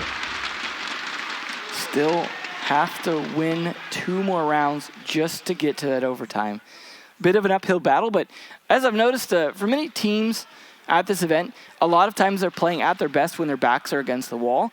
But that doesn't always lead to a victory at the end. It just leads to them playing good for a while before getting shut out. Saw that from Rogue especially quite a bit. They wouldn't play good a lot of times until they were down quite a bit. And Secret was the team to really shut them down twice during their initial match and the rematch. So great attempt here by Leon. The only problem was he didn't get Rampy that time. And Rampy was able to trade 2 back on top of it. This is good plays here from him, who was just hanging out behind the bar. It's funny, too, because you usually see the bar shot out to be able to fight angles, but instead, he used it as a hiding place. That should have been a tip-off for the members of Secret that someone could be playing behind it. Well, with that round win, Space Station now within striking distance. You still got to win 2 consecutively. The pressure doesn't come off. It just gets alleviated a slight bit. You're closer. You take it 1 round at a time. You don't look at the giant mountain in front of you, and take 1 step forward every single round. This could be heading towards overtime. Like you said, it's going to take a full rotation of successful bomb sites from Space Station to be able to push us there. And even when we get there, it's another 3 rounds. Yep. I imagine it would be Space Station starting on the defense in overtime. Very likely. I don't necessarily know where it's going to go in terms of that, but it is very, very likely. And that would be a tough spot to be in, because defense seems to be doing pretty good on this map. As I believe Secret have only won 1 attack, but you could also say the same thing about Spacestation. So I hope that Spacestation or Secret are going to open up a few more walls this time, because just their lack of ability to get angles on the defenders really backfired a lot, especially when time started to get low and they were having to try and clutch, just not having any positions to play. Really backfired. I liked Farrell's attempt last time, but it wasn't enough. Maybe can at least do some initial droning, try and get an idea where people are, at least positioning that drone. And we've got some roamers playing around here. I think we've got a double roam this time. Last time it was Rampy as the only roamer, but I think we've got Bosco also on the roam as that Legion. Might pay off a little bit, because I got to imagine they're going to they're going to think Secret are going to read into them playing so heavy on site last time, and maybe they want to play a bit better time management against Secret this time. I also imagine you're looking for just any possibility to catch Secret off guard. You know, if you can pull out some surprise factor, something that you haven't shown them before, and really just give yourself a slight edge early on in the round, all that momentum could take you to the finish line on this round and push you over to the last round of regulation and be all 12 rounds utilized. But here comes more vertical play than we've seen this entire map, and it's Leon absolutely murdering every floorboard inside a train on the sledge, as well as Fonkers looking down through with the IQ scanner to get rid of mute jammers. Oh yeah, he is too. That's going to really open opportunities up for Lems, because that honestly was their biggest struggle last time with those mute jammers. They do have the Kaid as well, but it looks like it's being used on hatches. Leon's going to start things off with that vertical play being successful. So there goes Thinking Nade. Good start here for the UK contingent. Well, Leon a bit low on health, though. Hopefully he's going to get a chance to use those grenades before he goes down, if he does. He has not yet. A minute to collapse here for Team Secret, and there goes Rampy trading out Meepy. So now the health advantage swings heavily in the favor of Space Station Gaming. The F2 shots ring out at the end of Farrell's barrel, but none of them connecting onto any Space Station members as they bunker up into the objective. The wall has been opened up into Freezer, and there goes those frag grenades you were talking about, Devin. There goes Bosco. So back to the advantage in favor of Team Secret. Fultz trying to lock down the Freezer single-handedly right now. Charlie's playing an immensely long angle all the way from prep, as nobody from Team Secret has gone for the bakery push. And there we go, rushing into the Freezer. There goes one. The trade, though, from Alems. He's got the diffuser. Farrell in support, but Rampy takes down Leon. Now laying prone to the front of the door. Rampy again going massive on 1 HP. It's all down to Alems. The Nitro falls just short as he needs to get the diffuser down. He's being disoriented constantly by Chala on the Echo drones. He'll hit the deck frantically searching for this Echo drone, but cannot spot it out. He has the diffuser, but he's being locked down from a multi-angle from Chala and Rampy. He tries to walking through the middle of Kitchen, but Chala will spring up and secure the kill. Team Secret able to barrage the objective, but can never get a plant down, being chewed up as they enter the objective. This is the real test for them, though. Now they've got to go to their off-bomb site. I hope they're going to go for reading instead and not try again on mining dining, because it just doesn't work, otherwise known as train. But it looks like they probably will. Rampy, though, nice play here, hiding out in a typical area for Amazi, but at a different angle than you'd normally expect. Great grenade play there by Leon as well. They had such a great start with that vertical play. There's just grenades absolutely working out despite his low health, but it was, again, the story of push into Freezer, fight bad angles. They just didn't open things up enough, and that's a real problem at this point. They have Habana and Thermite. I'd almost say bring both if you're going to be attacking Kitchen, just on this team especially. Or, you know, actually a Maverick would be a nice choice, just to stealthily open up some holes. They're not going to be expecting, force them to have to watch multiple angles. Oh, wow, already full to half health. Thankfully, there's a dock, but this time it's Rampy instead of Chala. So they're going to bring 2 long-angle ACOG operators, in the sense that he's also going to be in the Echo. Bosco and Fultz lost half of their HP in prep phase. I'm not sure if that was one shotgun. I don't even think there would be, unless it was the super shorty. That's literally beside them. That's probably an impact. Yeah, that's definitely a big bummer on what could be your last round now. Simple mistakes, and maybe the presence of where they are and what they're playing for getting to them a little bit here. We saw a little bit from the attacking side. They didn't want to take many chances. They really wanted to play reserved and slow and tactical, very methodical, and it really slowed them down and bit them in the backside later on in rounds. And just a simple mistake here. They're have to use up 2 of the Doc Stim pistols just to get Bosco and Fultz back to close to health, or 100 to health, but they don't even get there. No, it's definitely going to be a problem. Obviously, if they had been left at low health, you could have even seen a shock drone potentially help take them down, because, of course, Farrell's still going to continue to run that. But, yeah, you definitely don't want to be in that situation. Grenades especially lethal when you're at low health, because they don't have to hit you as directly. But you know what? They're a little bit better now. It just leaves Rampy with a little bit less to heal himself with if he gets into too many fights. They're going to try and figure things out. Now, of course, now that Foltz is the castle and he can kind of roam as well because he's already done his job. But I like the sneaky plays here from Farrell, just trying to find things. Does find the Legion after taking out one of his goo mines and says, "What? Who just took out my goo mine?" Unfortunately, does not catch the shock drone right away, though. Farrell was looking like he was trying to sneakily push up white stairs, and Yeah. Bosco being in the midst of those is probably going to force Farrell to find a new location to try and push momentarily. As here we go again with Team Secret having control of Red Hall. There's not a lot of Pillars influence coming out from Space Station. They're going to thermite the wall into mining once again, staring down the barrel of a very long angle into the depths of trains. And this is very precarious here for Space Station. This is exactly what they allowed last time. The easy entry onto site and the overwhelming force shown by Secret got them a plant early. Yeah, that's the big thing is Secret are good at the time management and getting things done early. They're just getting shut down too easily, thankfully, to players like Rampy, shutting down Farrell, who's just not been doing as good on that F2 as you'd be expecting in these early engagements. Oh my. Beautiful shot there from Alems, but Fonkers is bleeding out in the middle of the objective. It's still kind of a 4v4. You've got a man down, and Alems looking to recover his fallen teammate. Oh no, here comes the rotate from Rampy through the fireplace. Nobody reading, and Rampy downs off Alems. Now it's just the 20 HP Fonkers, who is revived, trying to hold the cross. Leon, though, will take down Rampy, as all of Team Secret are in the objective, ready to get a plant down, and it'll have to be a retake from Space Station. Chala gets one, but not before Bosco runs clean into a Claymore. 2 members for Team Secret low on HP, and Chala still has the ACOG to hold down the long engagements. Alem's now planning in the corner of dining. Pushing his way down white stairs was Thinking Nade as he's made it into the reading hallway and snuck into laundry, but now Chala able to down off Leon. Down to a 2v2. Both members for Team Secret extremely low on HP. All it will take is one shot from either gun from Chala or Thinking as they recollect inside of Pillars. Looking to push their way in through mining and make a clean sweep through train to make sure there's no one from Secret covering the diffuser. That's exactly what both members of Team Secret are doing, laying prone in corners as they know they cannot stand and fight for many engagements. There goes one, and Fonkers through the wall! Lines them both up! Team Secret will take map number 1 off of Space Station. I think mining dining, again, not the choice. Train, fortunately, was a train to nowhere for SSG. They just could not bring it back. But you know what? Kudos to them for bringing it up almost to overtime. Their map lost now. It's Team Secret in a huge lead. North America shaking in our boots a little bit. Not too happy with the result of that. But you know what? We've still got another map to go. Definitely a possibility that we could see SSG come back. However, it seemed like Team Secret overall were a bit more in control. Obviously, they started on the favorite side, though, and we saw that when earlier. We're seeing it again, starting on the favorite side, getting that early lead, paying off for teams. You can see like in there sitting and talking to Bosco. The rest of the Space Station members have gone to take a break, take a breather, recollect themselves, as that one was...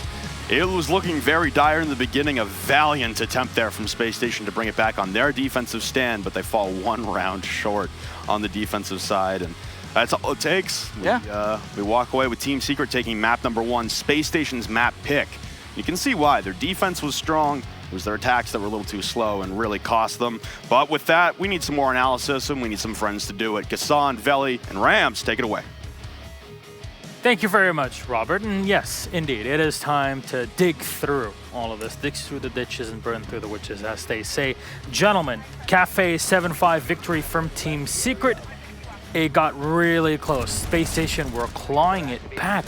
But as Flynn was mentioning, the attack on this map was just not there for SSG. What was happening here, Rod? So one thing that I definitely noticed was Farrell. Farrell happened. You put Farrell on Jaeger, you put a deployable shield in front of him. Space Station Gaming, what they do best by jumping in the Christmas piano area, clearing out that area, they were stopped every single time. And he wasted so much time and he was killing everybody that went his way. That's why Space Station failed on attack. They got to do better next time. Not only that, but the intel that was being relayed by Fonkers from their Valkyrie camera that it kept placing inside of inside of Cigar. Yeah. That was a big deal, and he was also able to challenge uncontested a few rounds, getting easy picks to give his team an advantage. One thing I want to say about Secret definitely is that they seem to recognize exactly when to push into the site. And they did it twice. They did a hot breach on the eastern side of the building, attacking the top floor. That didn't quite work out because Rampy was playing so well, but they immediately got into train and were right there to trade each other. Yeah. One thing that Rams and I started laughing at the beginning of the round, we knew Space Station was going to lose. That impact nade, they like immediately took off half the health off of 2 players. Yeah. Wasted so much utility from Doc just to heal them back up. Their heads just didn't seem to be in it. That player that was down over in train, he should have died. And the fact that Fultz and Rampy failed to do that and died in that situation, that sucks. That can't happen. I think something I really have to applaud in this is Chala's Echo. I mean, he really saved the day. Yeah. Yes. For Space Station. Let's focus on these great plays from SSG for just a moment. They had them, they just didn't translate into a tie and maybe a victory at the end. What do they need to change in your mind heading into bank Rams? And then we'll dig deeper into strategies. Well, going into bank, what they really need to focus on is just cleaning up their attacks. Yeah. It's not as defender-sided of a map as Kafe, but their deficiency was definitely in their attacks. Even when we have standout plays like when they won their first attack on Kitchen, Fultz was able to destroy the Echo drone and get the plant down at the last second, which was amazing. So good. But it just wasn't enough when the rest of the team just isn't there to support. And look at Secret, their attacking rounds were so effective, but there were quite a few rounds where they would go, they'd have control of site, and then there was just no plant after it. Because Rampy. Because Rampy saved the Rampy day. happened. Rampy would walk in and just bop 3 people on the head with a headshot and clutch it out for his team. If it wasn't for Rampy, this would have been an ugly game. It would have been an ugly game. Absolutely. Thank God for him. It already looks like, the Feral and Fonkers. It's Feral and Fonker show. It really is. Leon has a guest appearance here and there, but Right. those two have been so solid. Fonkers is definitely bonkers, Yeah. as people say nowadays. And Yeah. how do you deal with this sort of aggressiveness? Because you mentioned it at the start of the day. Team Secret played 3 maps. Well, now, fourth map, but right. Bank is one of their most played maps. Yeah. How do you deal with that if you're SSG? SSG, you need to be more organized, man. So the one thing about Space Station, individually, they're all stars. They always play as a unit, though. They weren't playing as a unit, especially on that last round. You have to play as a team. You can't just frag out, expect Rampy and folks to save the day here and there, because that's not going to get you to win all the time.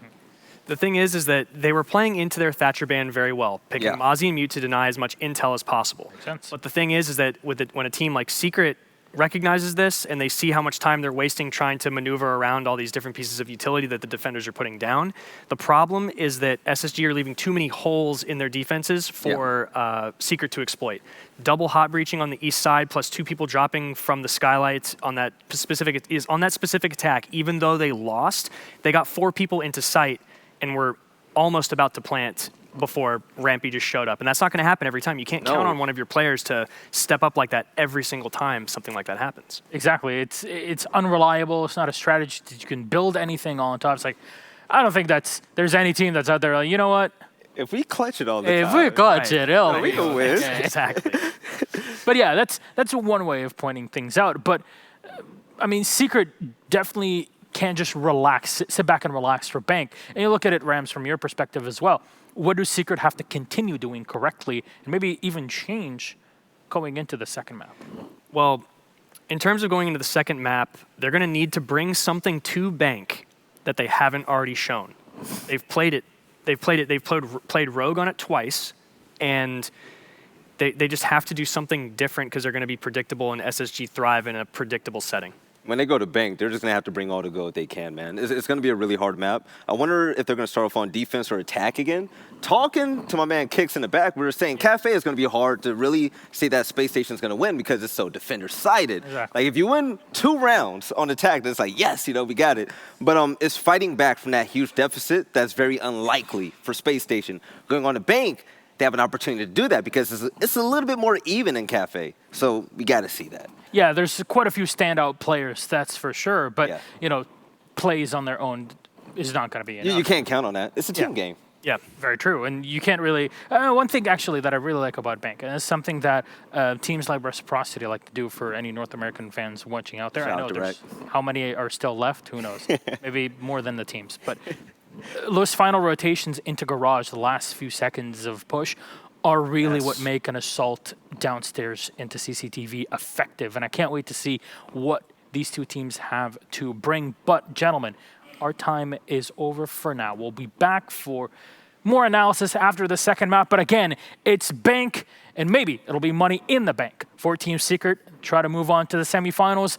Will SSG be able to fight back and take it to map 3? We'll have to see. Ladies and gentlemen, we load in Flint, Emzo, let's go. Thank you very much, Kasan. Thank you, everybody on the desk, for giving us a breather and having your fun, as you always do. I love the analyst desk. Love everybody on the analyst side of things, and I don't know what you're yelling at me, Kasan, but I really don't care, bud. Space Station going to be starting on the defense on Bank as they now stand one map down to Team Secret. This is a possibility of back-to-back games where a Challenger League team will take down a Pro League team at the Major on the main stage. Very good point, and definitely rough again with Secret starting on defense. It's interesting, though, if this was Secret's map pick, SSG had the choice of which side to play on. To go with attack on this, and then, of course, Jackal getting banned, this is not going to be easy. Obviously, the Habana ban is not unusual at all, especially on this map. That just means Maverick's going to be that much more important. But Tamira, not a surprise to anyone to see banned. So this will be, attack will definitely have a little bit of work to do, and that's going to be a big problem when Space Station are on the back foot and have to start on that attack. Echo now not available. I can understand that. They were playing Echo very well on Space Station side, but then they're going to be the ones who ban it. This time, just afraid of dealing with it. No, I'm sorry, the Secret banned it, yeah. So they were afraid of dealing with Space Station's Echo drone, which, fair enough on that. I think for this map here with Space Station starting in the defense, like, get a chance here to kind of, I guess, play a little bit of a slower pace. You know, you're receiving what the attackers are bringing, and you're making changes based on that. You don't have to be the drivers of play. You get a chance here to kind of cool things off a little bit, regroup mentally, and get back into the game as a team. Because like the analyst desk was saying, things got very individual for Space Station on Kafe, especially towards the end, where people stopped playing as a team. They stopped playing with each other until it was a desperation moment in those retakes of the site, where the only two remaining members for Space Station had to play together, or they were obviously going to get wiped. Yeah, it's definitely rough. I find it interesting how this has already started out too.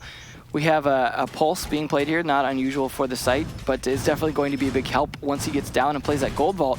But his counter to some extent is a 6th picked Leon from a Maverick that I said, you know, you should expect to see, and of course they did see it before the 6th pick, over to the Capitao, who's finally not banned thanks to the Jackal ban taking over that spot somewhat, because that definitely does make it a lot easier to take this bomb site, because you can hit red with a lot of fire and all of a sudden they can't hold that hallway the same way and try and deny your plant. But not to mention you get the smoke to be able to go for a deep site plant. Sometimes players will go in much deeper. If they get enough smoke coverage, they'll just push really, really deep into site where you don't expect it because of the smokes to watch that. And with an Echo not available to watch that as well, it's going to be all on the Maestro drones. So they're going to have to try and take those out first. But it's all on the Zofia then because they don't have a Thatcher. So counterplay operators against each other here. This is going to be really interesting to see how this unfolds on the most popular site on this map by far. One of my biggest concerns for swapping out the Maverick is now you only have the Thermite to be able to pop open hatches and walls. You're going to have to open up your default plant wall if you're going for a server take. So it's which hatch? Do you open up the small office one, or do you open up the one on the screen right now in the square skylight lobby? I mean, maybe that one, I assume, because you want to take those server stairs, the blue stairs, to make that push work, that at least the one that Capitao would normally be part of. I suppose there's a part of a vault drop you could use Capitao with, but I don't think that's likely to see, especially now that we see players kind of pushing towards those blue stairs already. They've got the air jab at the top of the server stairs door as well to make sure Fultz can't go jaunting off wherever he doesn't really need to, though. He's going to be the shotgun at the top of the stairs. He's going to wait till they push him. You also can't overextend outside of the doorway and maybe peek anyone trying to blow open the server hatch if anyone was going to for Team Secret. Not a lot of pressure towards server, though. And looks like Team Secret realizing that, hey, we can't open a whole lot of hatches here. Maybe we do need to start pushing for a back push. That would definitely be interesting, but in the meantime, Fultz is actually backed off. It looks like they've read into that as well. And Rampy actually taking a lot of damage. Good play there from Leon, I believe, who did the damage there to Rampy. Of course, one of the top fraggers on the team. Sooner you can kill him, the better, of course. Looking for another play here, but they look like they're using the crossbow here to just cut off rotations. There goes the first firebolt out there. That's going to cut that off. Smoke to cover it and well, but the drop only succeeds in one.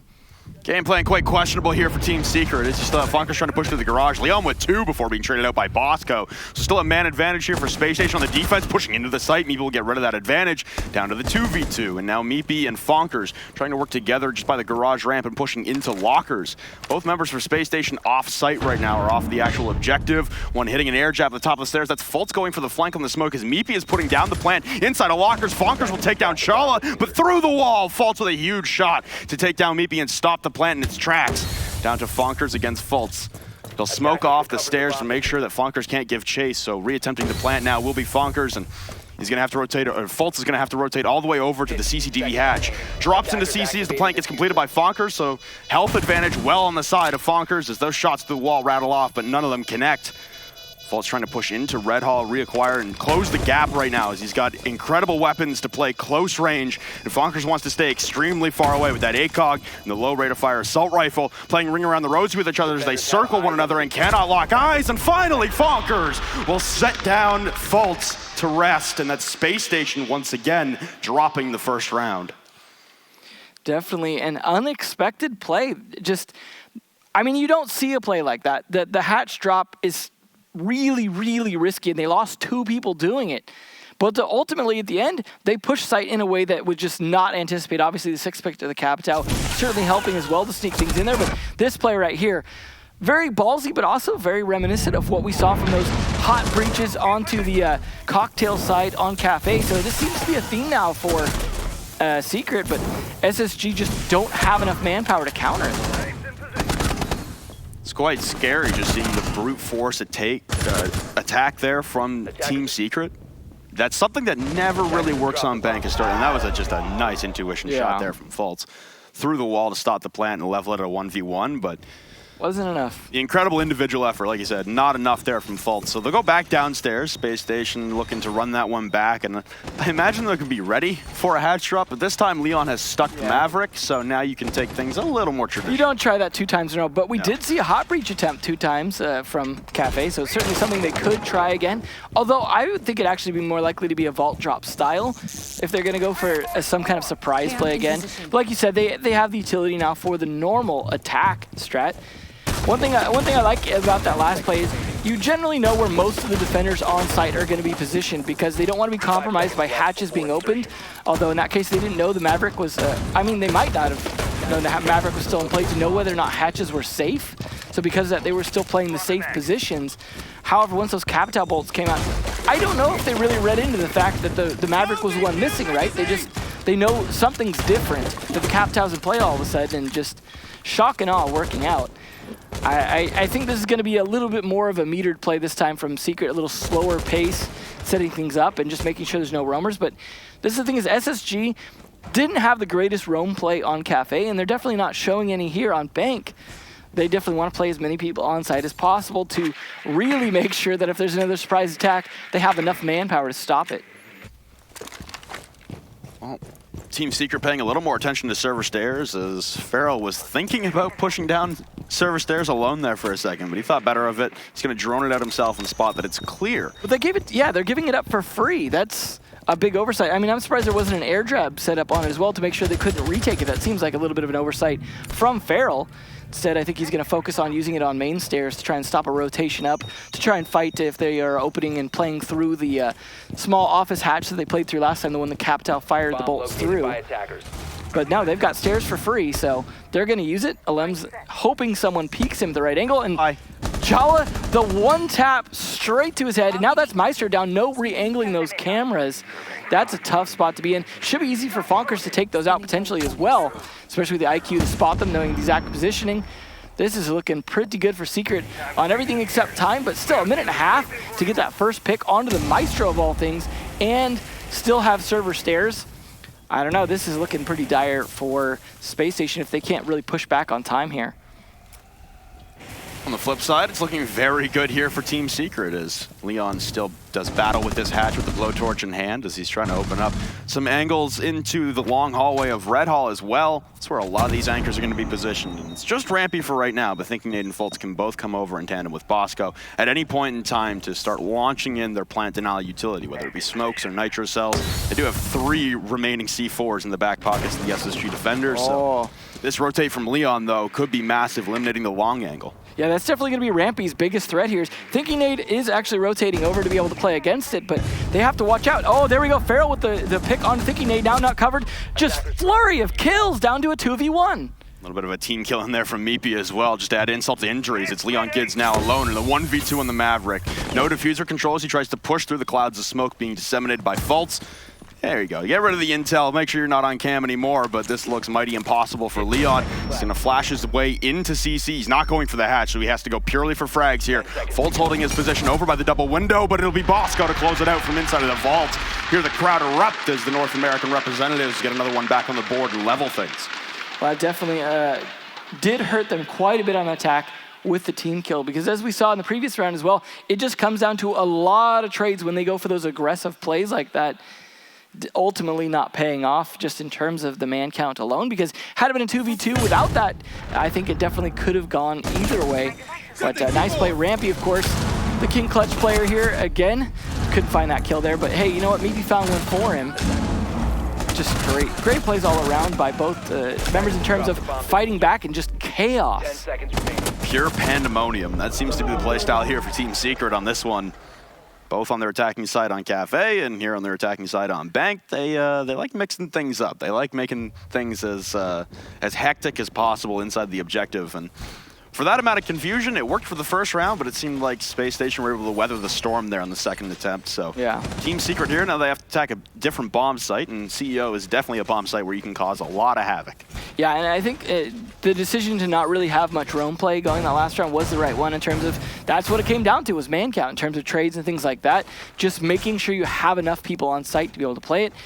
I just wonder though, are they going to go for a bit of a roam on this site, CEO, or will they again play very conservative turtle style on the actual site itself and just hope to get some picks onto the attackers? It's risky to do on this site because the attackers could generally open up quite a bit, and there's nothing outside of a mute to stop those walls from getting open on the backside, so they're very likely to go down. I mean, it is just a thermite to do it, but certainly can happen. Impact tricking pretty much their only real counter. And that'll be difficult to accomplish, obviously, when you get someone out of the north windows. That becomes a very difficult task to be able to lay either behind the CEO front desk or behind the bomb chassis just to try and protect yourself. But it's a worthy cause, as opening up those CEO walls is usually the first indicator that things are about to go awry for the defenders. Fonker's hoping for some free early picks. A lot of long angles you could play on the attack on this site, but that also works the other way. You often see a lot of ACOG defenders as well. You've got the Doc and the Maestro this time. No other extra ones, but this is definitely an ACOG heavy site for both teams because you've got that giant wide lobby to fight across and windows that can be sealed up, and there's no castle to make those windows more difficult because obviously you could just shoot open the wooden barricades. Fult's going to be the one to play that janitor. Farrell looking to see if anyone's going to be playing the hallway. Be careful here if you're Farrell. You don't want Fultz to aggress into the hallway with a shotgun point blank. Doesn't really matter what gun you have in the attack. You're losing that engagement at that range. And you still got Leon now out on the north rappel, using one asphyxiating bolt to clear out close behind the cubby by the default plant spot. There's no one playing there for Space Station Gaming, but also relatively static position holding right now for Space Station. Not a lot of movement, not a lot of aggressive takes towards angles that you could probably catch an attacker off guard with. Instead, they're trying to play this as simply and as slowly as possible. Yeah, they're definitely hoping to be able to retake site from the outside because they're hanging out in B, but A is wide open. Leon picks one off onto Bosco, but hey, it's a trade against each other. So that will start things off. That is one ACOG down, and a little bit less utility from the Capital being dead, but he already did some good initial work with that Firebolt, clearing things out, and Chala trading it back onto the Nomad means no air jabs. Maybe for whatever reason has yet to open the wall to start things out.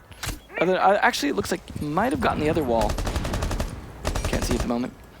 Missed shots here from Fonkers, or sorry, from a Lems on the north rappel as Fonkers is trying to push up. He disables one Evil Eye in the process.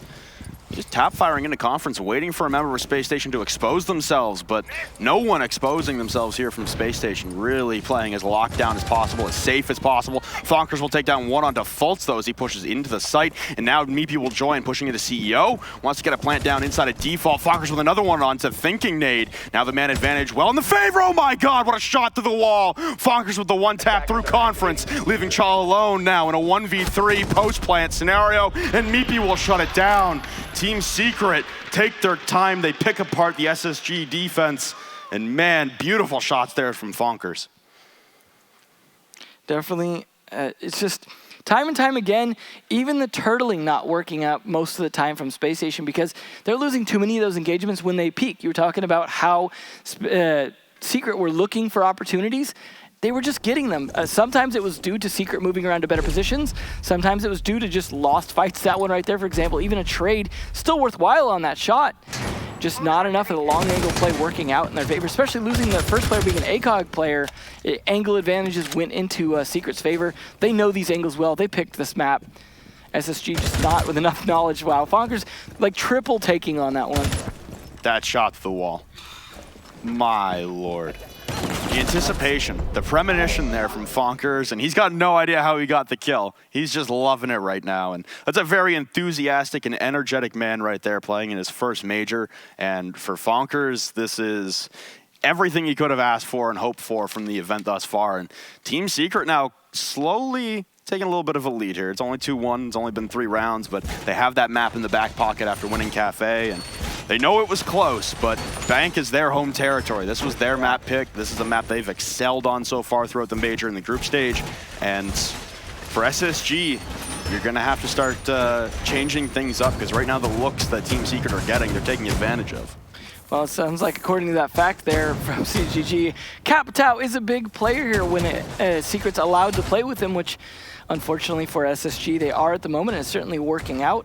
Although he was the first to be picked, I believe, or the second to be picked, whichever, last round. And not great, but they have another shot this round. Now, SSG, though, going to be a little bit more cautious of that window play because that was where a lot of the action went down last time. Like you said, those north windows really shut down the ability to lock down those walls, but oddly enough, it wasn't the walls that were really doing a lot for them last round because maybe he wasn't even focused on opening them.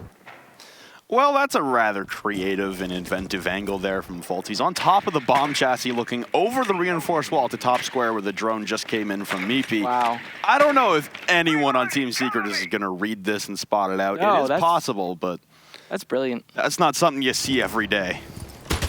No, they're going to be focused on the default cam if they haven't already taken it out. They're going to be focused on janitor plays or even the stairs itself. Like, unless he gives that away, they're not going to see that coming very likely.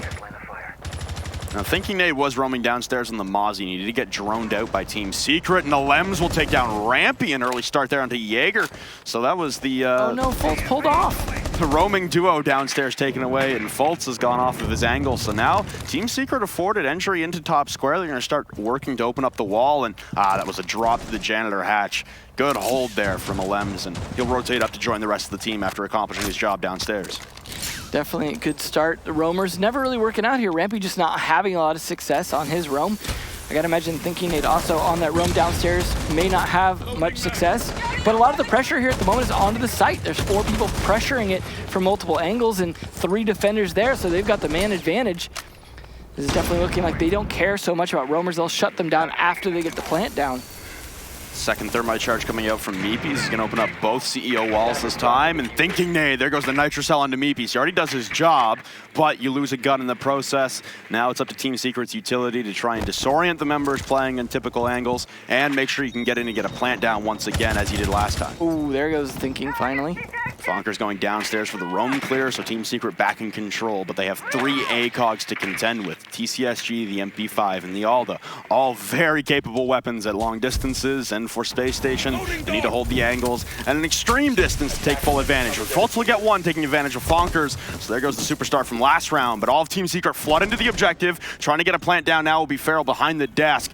Rotates coming out all the way into the main hallway, but Leon takes down Bosco, the dock playing front. Rotate into Janitor Closet now, Charlie being spotted spotted out, but not before he takes down Farrell. Missed shots there from Leon and Alems. They dart back and forth between the myriad of entryways into the objective.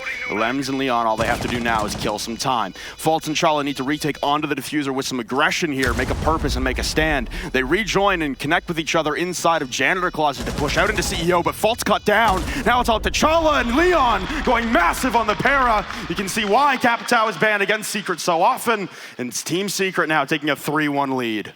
Definitely looking good for them when they're allowed to play the way they want to and things aren't banned against them.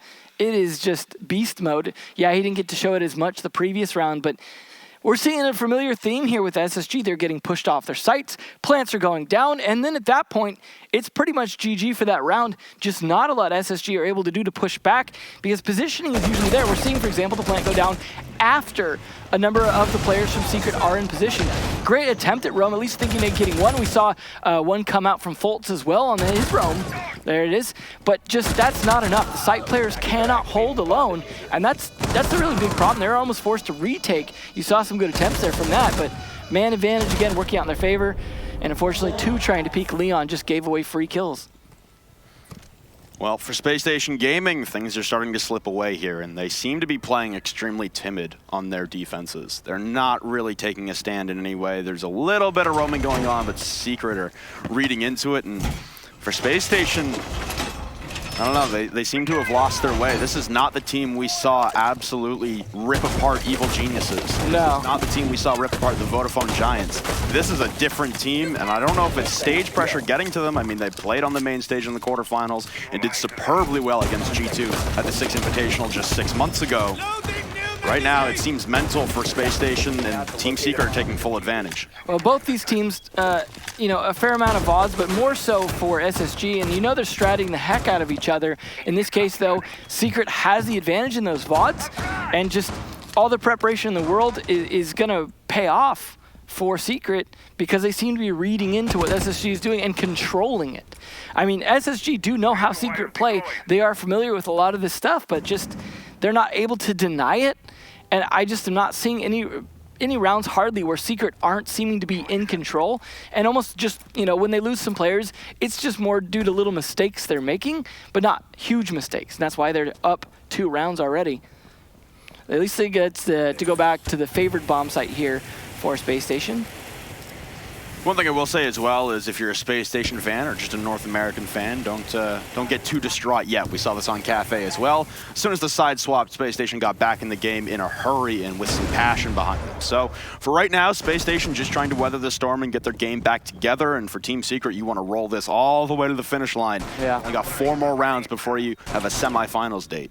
Well, I mean, you talk about the 4-2 split. Likely to get the 2 here, but unfortunately that also forces them to play CEO for their final bomb site and then make it that 4-2 split. So I think that's very likely to happen given the sites that Space Station has to play and the way they've played them so far. But if they can manage to take this round and the next one, that's pretty good to bring it in 3-3. That's a really good start for Space Station and not as bad as we're making it out to be if they can pull that off.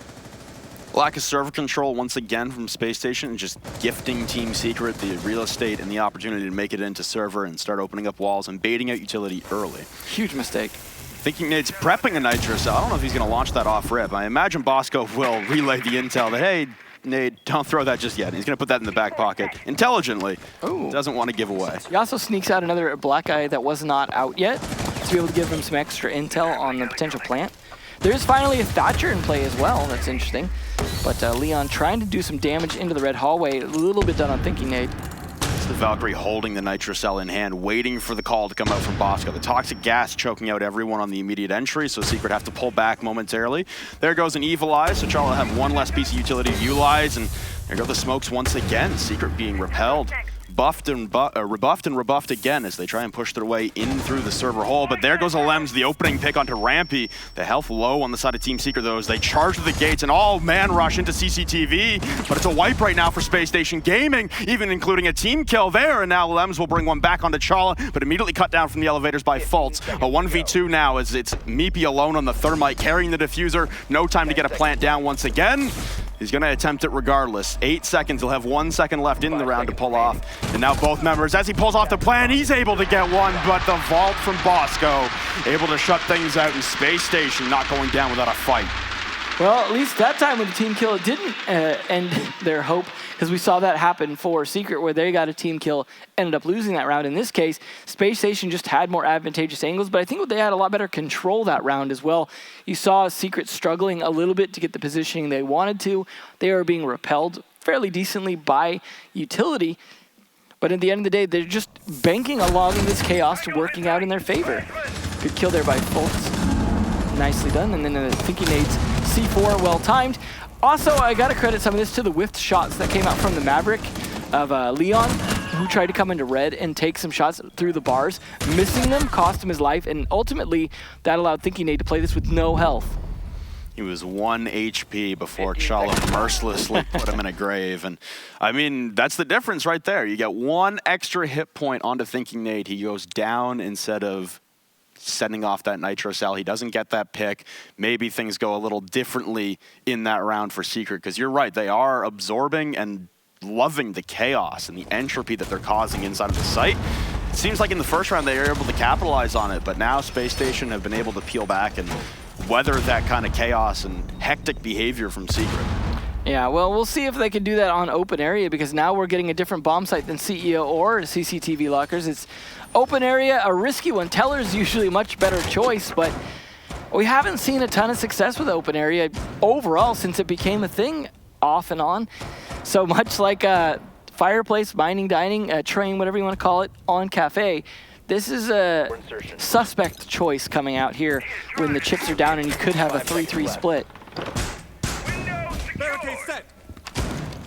Gotta take all the shots you can right now if you're Space Station. You don't want to be giving away rounds by saying, you know, I'm too afraid to take that chance. I'm too afraid to make this risky move. At this point, it's Space Station that really have to be the initiators.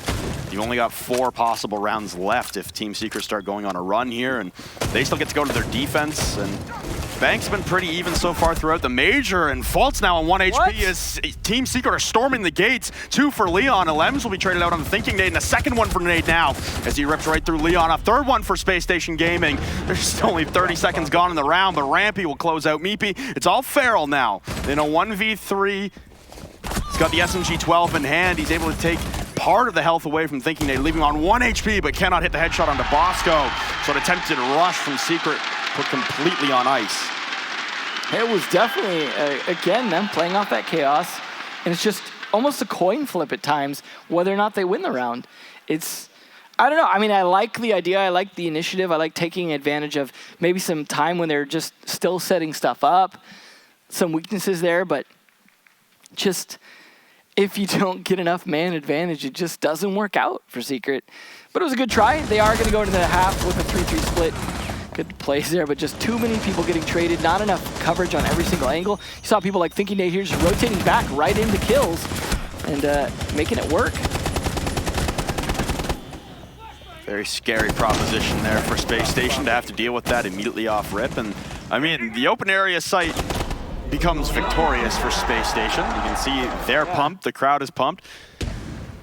Hey, Secret, I said Space Station needed to be the ones to take some chances, but that was quite the risk there from Secret, and that's just their playstyle. That's what they love to do. I think it's not necessarily just Secret's style. I think they're also like taking advantage of things that they know about SSG and hoping that they pan out. And so far they have to an extent. I mean, they did get half those rounds on attack. But again, it does feel like a coin flip, and that's why they got half of them. Because every single time they go into those chaotic fights, they're flipping that coin. We're seeing TKs come out, all kinds of things. C4s go off, a lot of shots just going across, and just whoever's landing enough shots and living through some of these position plays ends up victorious. And I don't know if that's really the most strategic way to be playing things, but see if that works out for Secret on their defense here. Defender has left the designated station. Feels very reminiscent of FaZe earlier on in their group stage run as well in Group D, and how they, honestly, notoriously at times in every tournament they play in, they'll cordon off a couple rounds where they say, yeah, we're just going to rush it. We're we're in sight in 15 seconds. Yeah. If it goes well, it goes well. If it doesn't, it doesn't. Oh. And thinking Nade, although he's been a top performer so far in this map on Bank, Farrell's able to escape down the sewer tunnel after jumping out from the CEO windows onto Nade. There goes your Thatcher, and Farrell makes it back to safety. No issues there on the side of Secret, and a big issue for Space Station. He's going to wish he had a dock, but you know what? That's a Thatcher down. That's definitely a helpful play.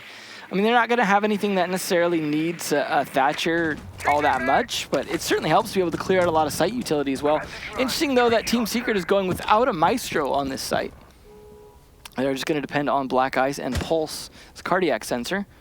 They also have some goo mines that will help out a little bit. I got to wonder, though, is it just going to be free server stairs again, this time from the opposite side? Where hatch is getting opened. Of course, they have the Maverick. They can open more things than if they didn't. But interesting one to open up there. It looks like there's a bit of a roam that's been missed here by Space Station on the drones. Fonkers is over by Tellers and Archives, ducking back and forth between the two, and Lems has made it up into the elevator hallway. The ping coming out on the default camera, and he downs and finishes him off in a moment as the impact grenade will be used to burst through. It's a 3v5 now for Space Station as they're losing members left and right, just missed opportunities on the drone, and now they're about to be swarmed by Team Secret roamers. This aggression, I mean, really working out for them. It's led to 2 picks and no trades back. I mean, I don't think Legion's long for this role, but you know what? He rotates back with his buddy Fonkers, so they're actually going to have coverage for each other. Fonkers is taking a little bit of damage. Unfortunately, he loses his fight, but Lem's now left stranded in the lobby. He's just going to go hope for the best here because they still have man advantage despite losing Fonkers, so totally worth it. If nothing else, he's going to be a huge distraction for this team with only 40 seconds left. Lems is in a perfect spot here because either he burns up what's left of the time for Space Station Gaming, having them come manhunt him, or they ignore him and he can run back over to the hatches and play hatch control and eliminate that pressure from Space Station when they go for the plant. And it looks like Space Station either don't know that Lems is in the lobby or they're going to ignore him entirely. Farrell with one, Fultz with a trade, but Meepy on the shotgun leaves Fultz alone. Now in a 1v3 in the middle of CCTV, Diffuser is lost now at the CC door as well, and everyone from Secret backing off. Knowing that Fultz has to push into the hallway, and here's that hatch control coming up from Lems. He's able to take down Meepy first, but Lems will shut it down. The roam there from Secret gone unchecked by Space Station, and now they take the lead coming out of the half. Yeah, unfortunately, they had to make a call. Do we hunt him and run the risk of having to just all hatch drop the way that Secret did, or do we just hope for the best in terms of getting the plant down and know he's going to rotate? There's so many ways he could have rotated back, or even just play the hatches, many of which were open. So yeah, that was a tough spot to be in. Just really great aggressive roam coming out here. So all these fights just going on. This is not the site, obviously. They're fighting over Tellers like it is. And then when the fight came to the site as well, at least enough trades were brought out there to bring it down to a 2-to-1 man advantage. And once one more trade went out, at the end of the day, they win the match, or win the fight. I'm already jumping the gun on that. Because they're looking like they might win this match. It looks like we might have yet another 2-0. As the side switch is definitely working out so far for Secret, because now they're on the advantage side. Well, for right now, it's Secret in the driver's seat after that round there. Just simple mistakes being made by Space Station, costing them rounds. And at this point here for Team Secret, you got to feel like you can have your way and really do whatever you want. That flexibility from Team Secret and their play style, it's really starting to throw a wrench into the plans for Space Station. And for North America's hopes here, really, I mean, all you've got after Space Station is TSM, and they're going up against G2. That is not an easy matchup. So for right now, at the North American, the USA Major in Raleigh, we might be losing one half of our North American contingent here on the main stage. Looks like Team Secret does quite well. The basement defense is on Bank, but all the rest of the map is where they struggle. So now we'll see if that statistic comes to be true, with now they're having to switch to other bomb sites, as of course once you win a bomb site, you've got to switch off for 2 rounds before you can come back to it. So we'll see how well they can do on the other bomb sites, but I have some faith that they could probably pull it off. But SSG as well definitely don't feel like they're out of this yet. They just got to be careful. Now they're going to abuse the Capitao as best they can for their attack on CEO, which we saw, you know, quite a bit of from Secret. Looks like someone else knows about that spot. Last time it was pulled off by Fultz too early, just as they came in the door. This time we'll see if Farrell's going to do that, but no one's really pushing for that doorway at the moment. No, it seems like all of Space Station right now are amassing for either an entire Windows take or mixing in some front lobby push as well up the curved stairs. And right now, again, Space Station taking their time on their attacks, very reminiscent of Kafe. And it looks like Secret are more than content to sit and wait, and you know, they'll poke their heads out every once in a while to assess the situation. But outside of that, this is a bit of a cold war. No one really taking engagements against one another. Well, this is definitely slow going yet again. This is definitely not great.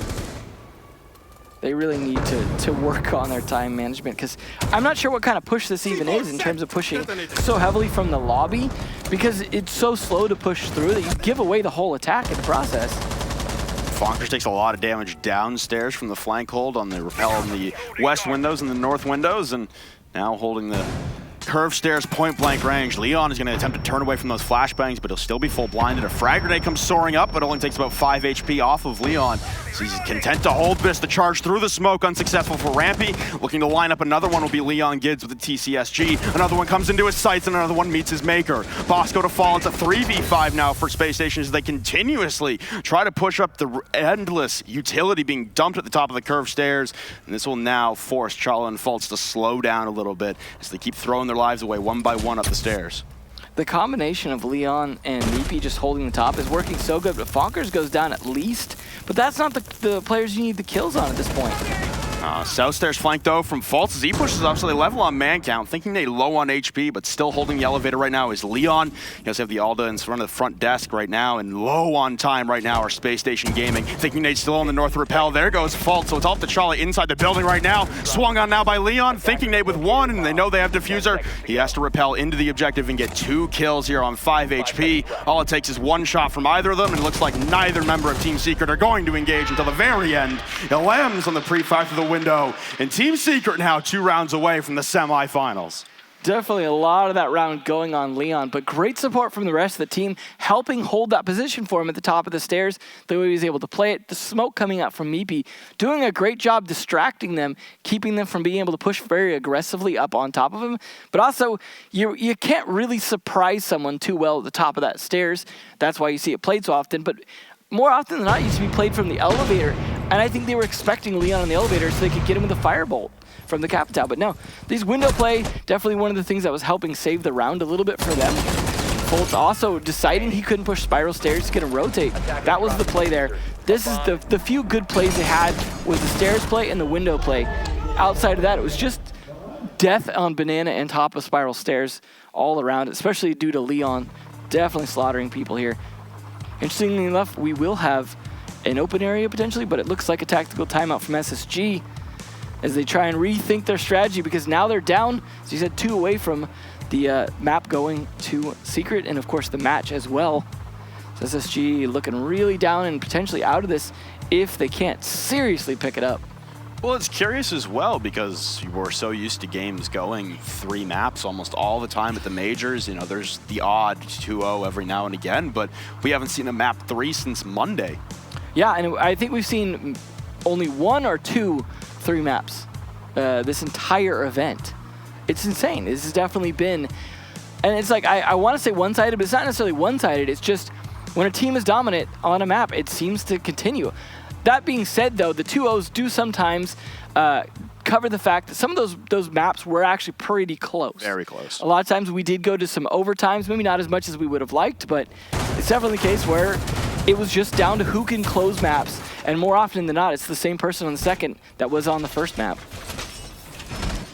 Well, like you said, open area defense right now coming out from Team Secret, and that's rather interesting. I mean, we've seen it plenty of times. We saw this from Team Secret against Rogue on Monday.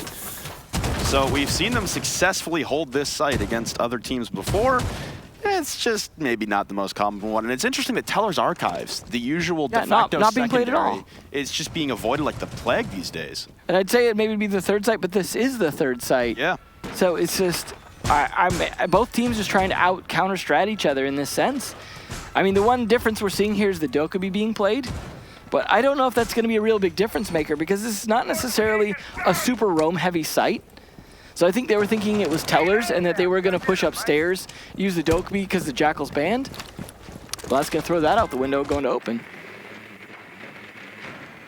not a whole lot of site presence from Team Secret either, as there's not a lot of safe places you can play inside of kitchen or open area.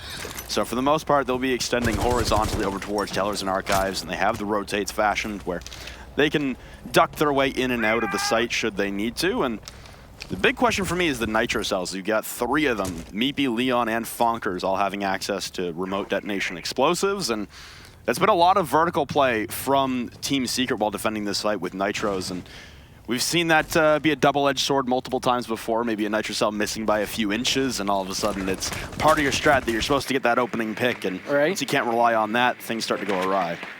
Yeah, we'll see how SSG play. They're in heavy drone phase here. You see, there's multiple members standing outside droning in right now, and Fult's the only one really trying to put pressure on. But guess what? He's pressured back by all that long angle. ACOGs on defense are quite a problem for many attackers, and Fult's now being down means no phone calls going out, but also no hacking cams, which would have been very useful to catch the Black Eyes and the Evil Eyes. So that's a big resource lost, and at least traded back on a lens. But that's, I mean, the Maestro down, that's pretty good, but I don't think it's worth it compared to the ability to get the access to their cameras that would have mattered, I think.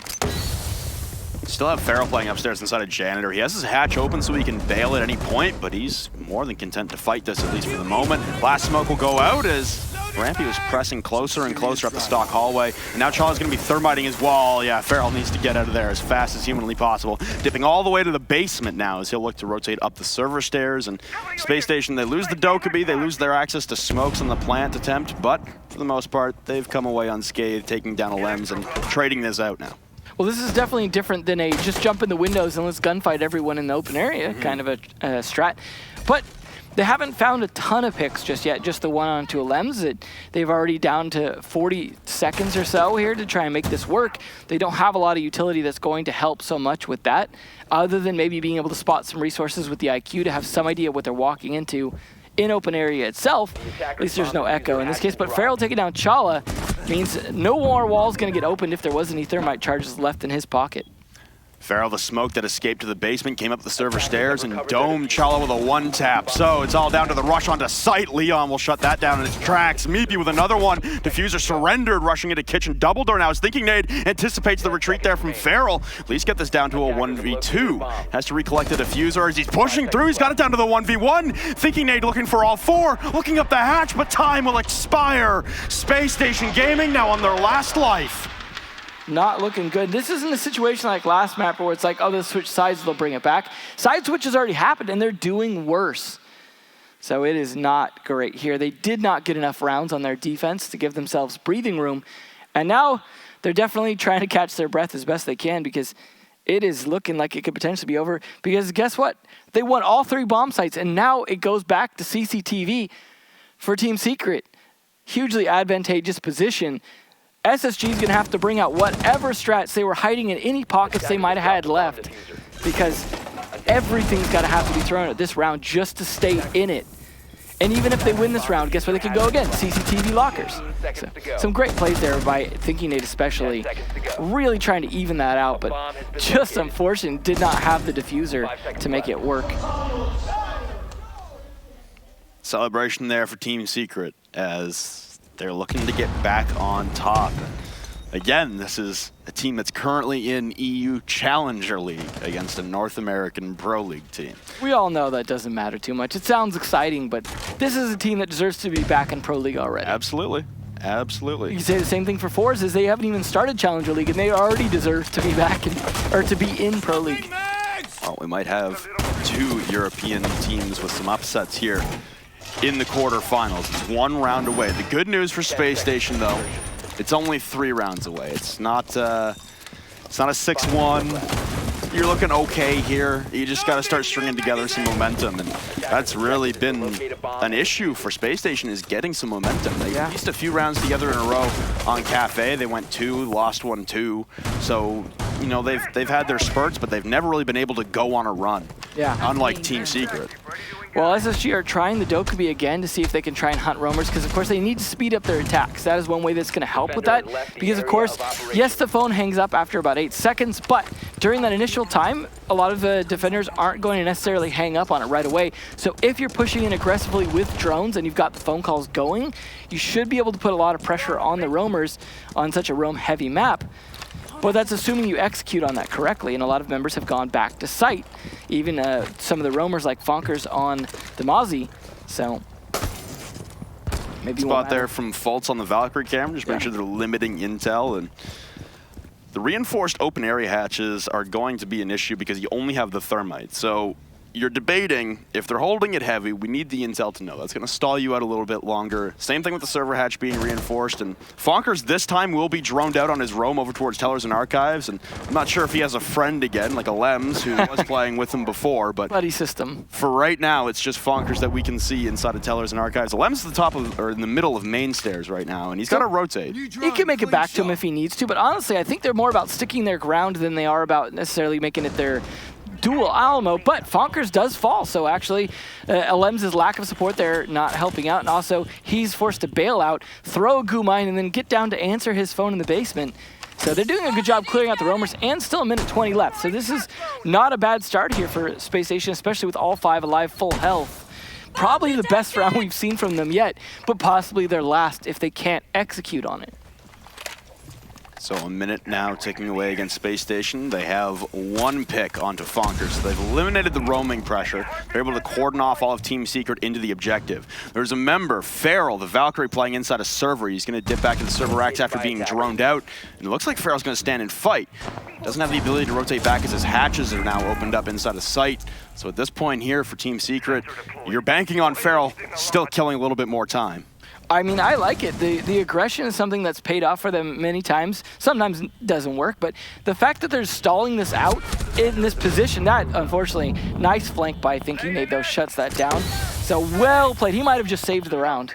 2 of your nitrous cells for your plant denial are gone at the hands of your deaths. And early roaming there as SSG will charge through the breach. Bosco with another one onto Leon as the plant's going down. Meepy with one on the shotgun, but it's ultimately futile as now he leaves a Lems in a 1v3. Taking down Fultz, but has to charge through the smoke, able to cordon off another one. Up at the hatch of Lems! Oh, it came down to the 1v1, but Chala, the savior for Space Station.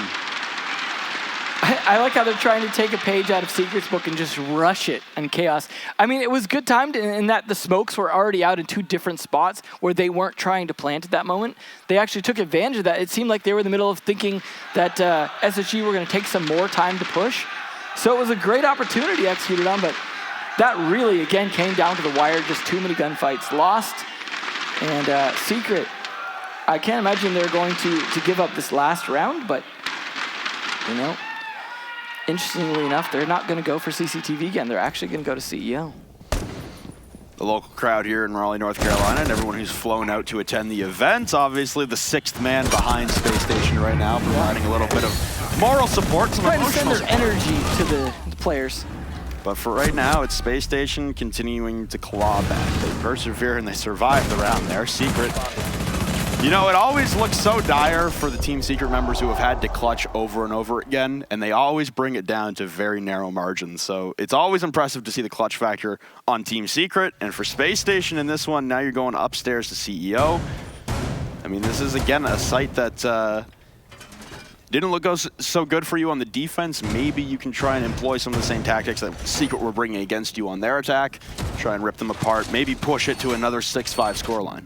I mean, if you think about it, while the scoreline doesn't reflect it, most of these rounds in this entire map have come down to 1v1s, 2v1s, 1v2s. Like, it's always down to that last little fight that decides who wins it. And so I guess the more clutch players being the ones that are ending up deciding who might be going forward here at the end of the day. Unfortunately, that's more been on Secret's side, but at the same time, SSG can bring this back, but then they've got to fight in overtime. It certainly doesn't end up, you know, oh, well, it's a draw, we move on to the next map. No, they've got to fight through overtime as well. Because that 6 mark got hit first by Secret, they've pretty much guaranteed themselves overtime, if not the map. So the intel acquiring here for Space Station Gaming has gotten better as the attacking rounds have gone on. They're able to drone out Fonkers last round on that roam, and able to push a Lems off and keep them separated from one another so they couldn't be that roaming duo. Farrell having some difficulties getting on top of the bomb, but Leon will start things off onto Chala. Wow. That's the thermite taken away. Leon pressing down the stock hallway. oh, this could be demonstrous here for Space Station. They might not be able to recover from this. They have to push for kills. I mean, that's critical to get the wall open. Yes, they have a Maverick, but you're not going to Maverick that wall open. Let's be honest. No. You'd have to clear out the whole site to get away with that. Great pick by Leon. A nice little replay there of that. Creates a whole new backbone for Secret to utilize, and Farrell now being pressured from Rampy on the north windows. He's going to have to get off of his elevated position on top of the bomb. He's worried about a peek here as there's been some explosive shot out at him. Not really sure what's going on with that one, but it looks like an impact grenade by Farrell was utilized to make sure that no one's pushing down below inside of Archives. Yeah, definitely think stalling out a bit here for SSG as well. They are trying to Maverick as much of the wall as possible, too, upstairs. It's going to take some time, and time is something that they definitely have not had a lot of. At least Fult's giving it a try and trying to open up the ability to get those kills. Like you said, they have to fight for kills. Farrell is going to win one of those already under Rampy, one of the fraggers, and now it's down to clutch factor against Team Secret full health until that grenade. The ADS not positioned or already burnt out, so good trade back there from Bosco. He's able to get one, but there goes Fultz onto about 10 HP now at the hands of Leon, looking to rack up more and more his already impressive kill total. Fultz still having a lot of difficulties with his limited HP now, trying to open up the wall, and Nitro Cell being sent out inside the janitor closet, but it won't connect onto any of the remaining members of Space Station. All the plant and now utility LMs with the Aldo will rock down Bosco, and now it's only up to Thinking Nade. The Vault coming out on the run. It's Fultz alone in a 1v3 to keep SSG alive, and North America is going to lose another one. Team Secret to the semifinals. Well, now we've got to hope against hope that somehow G2 could fall to TSM. It is the longest of shots, but one that's still possible. Fortunately, SSG, the big hope, I think, for most North Americans, already locked out, but hey, at least we got two on the main stage.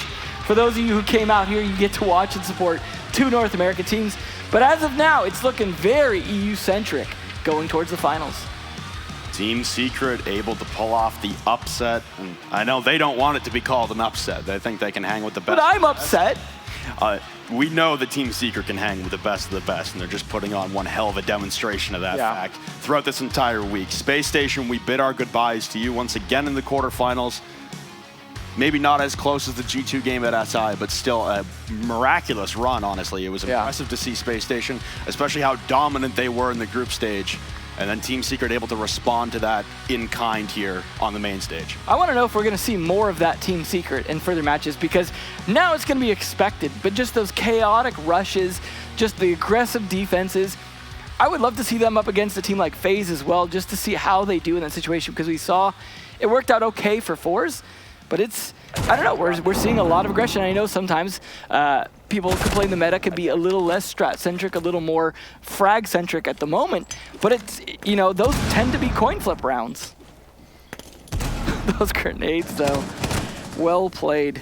Good use of the take advantage of the Maverick holes as well, but unfortunately it was not enough. Losing Chala early, I think, really punished them that round. As you said, that locked them out of most of the site. Well, ladies and gentlemen, we say goodbye to Space Station. We say goodbye to another North American team. We got to go to Alex on the stage for an interview. All right. Well, thank you so much. We're getting coordinated down here, you know, getting all situated. Anyway, I'm now joined by Meepy and Farrell here from Team Secret. Come on, guys, give them a round of applause. What a game that was. That was a dominating performance there. Meepy, obviously, you coming into this, you're the IGL for this team, the vocal leader as well. But what this team shines with is that teamwork. The teamwork is insane. How do you practice that day in and day out to make it so refined so you're able to win these big matches? Well, a lot of what we've been doing, especially for the SSG match, is we know that they play quite slow. They take the time, so that when we make aggressive moves, we have to do it as a team so we can refrag. But at the same time, these aggressive moves have to be done together, or else we'll start bleeding players. Yeah, I mean, I noticed there was just a lot of coordination that you guys had, especially, I think it was like one play where you had, you know, your Valk actually jump outside. It took so much work for you guys to be able to execute, and you've done it so well. And then you popped off in game one, brother. That was a dominating performance. What is it about this team that allows you to be able to go big in those games like that? Trusting my teammates. I trust Leon and Funkers. What they tell me, I just instantly do it. No thought whatsoever. Now, the other big thing, and here's the thing, trust obviously is a big big part of this, and it's the reason why you guys are going to be successful and continue to go far. You're now in top 4. Huge opportunity for you. No strangers to the success in the past. You've been in this position time and time again.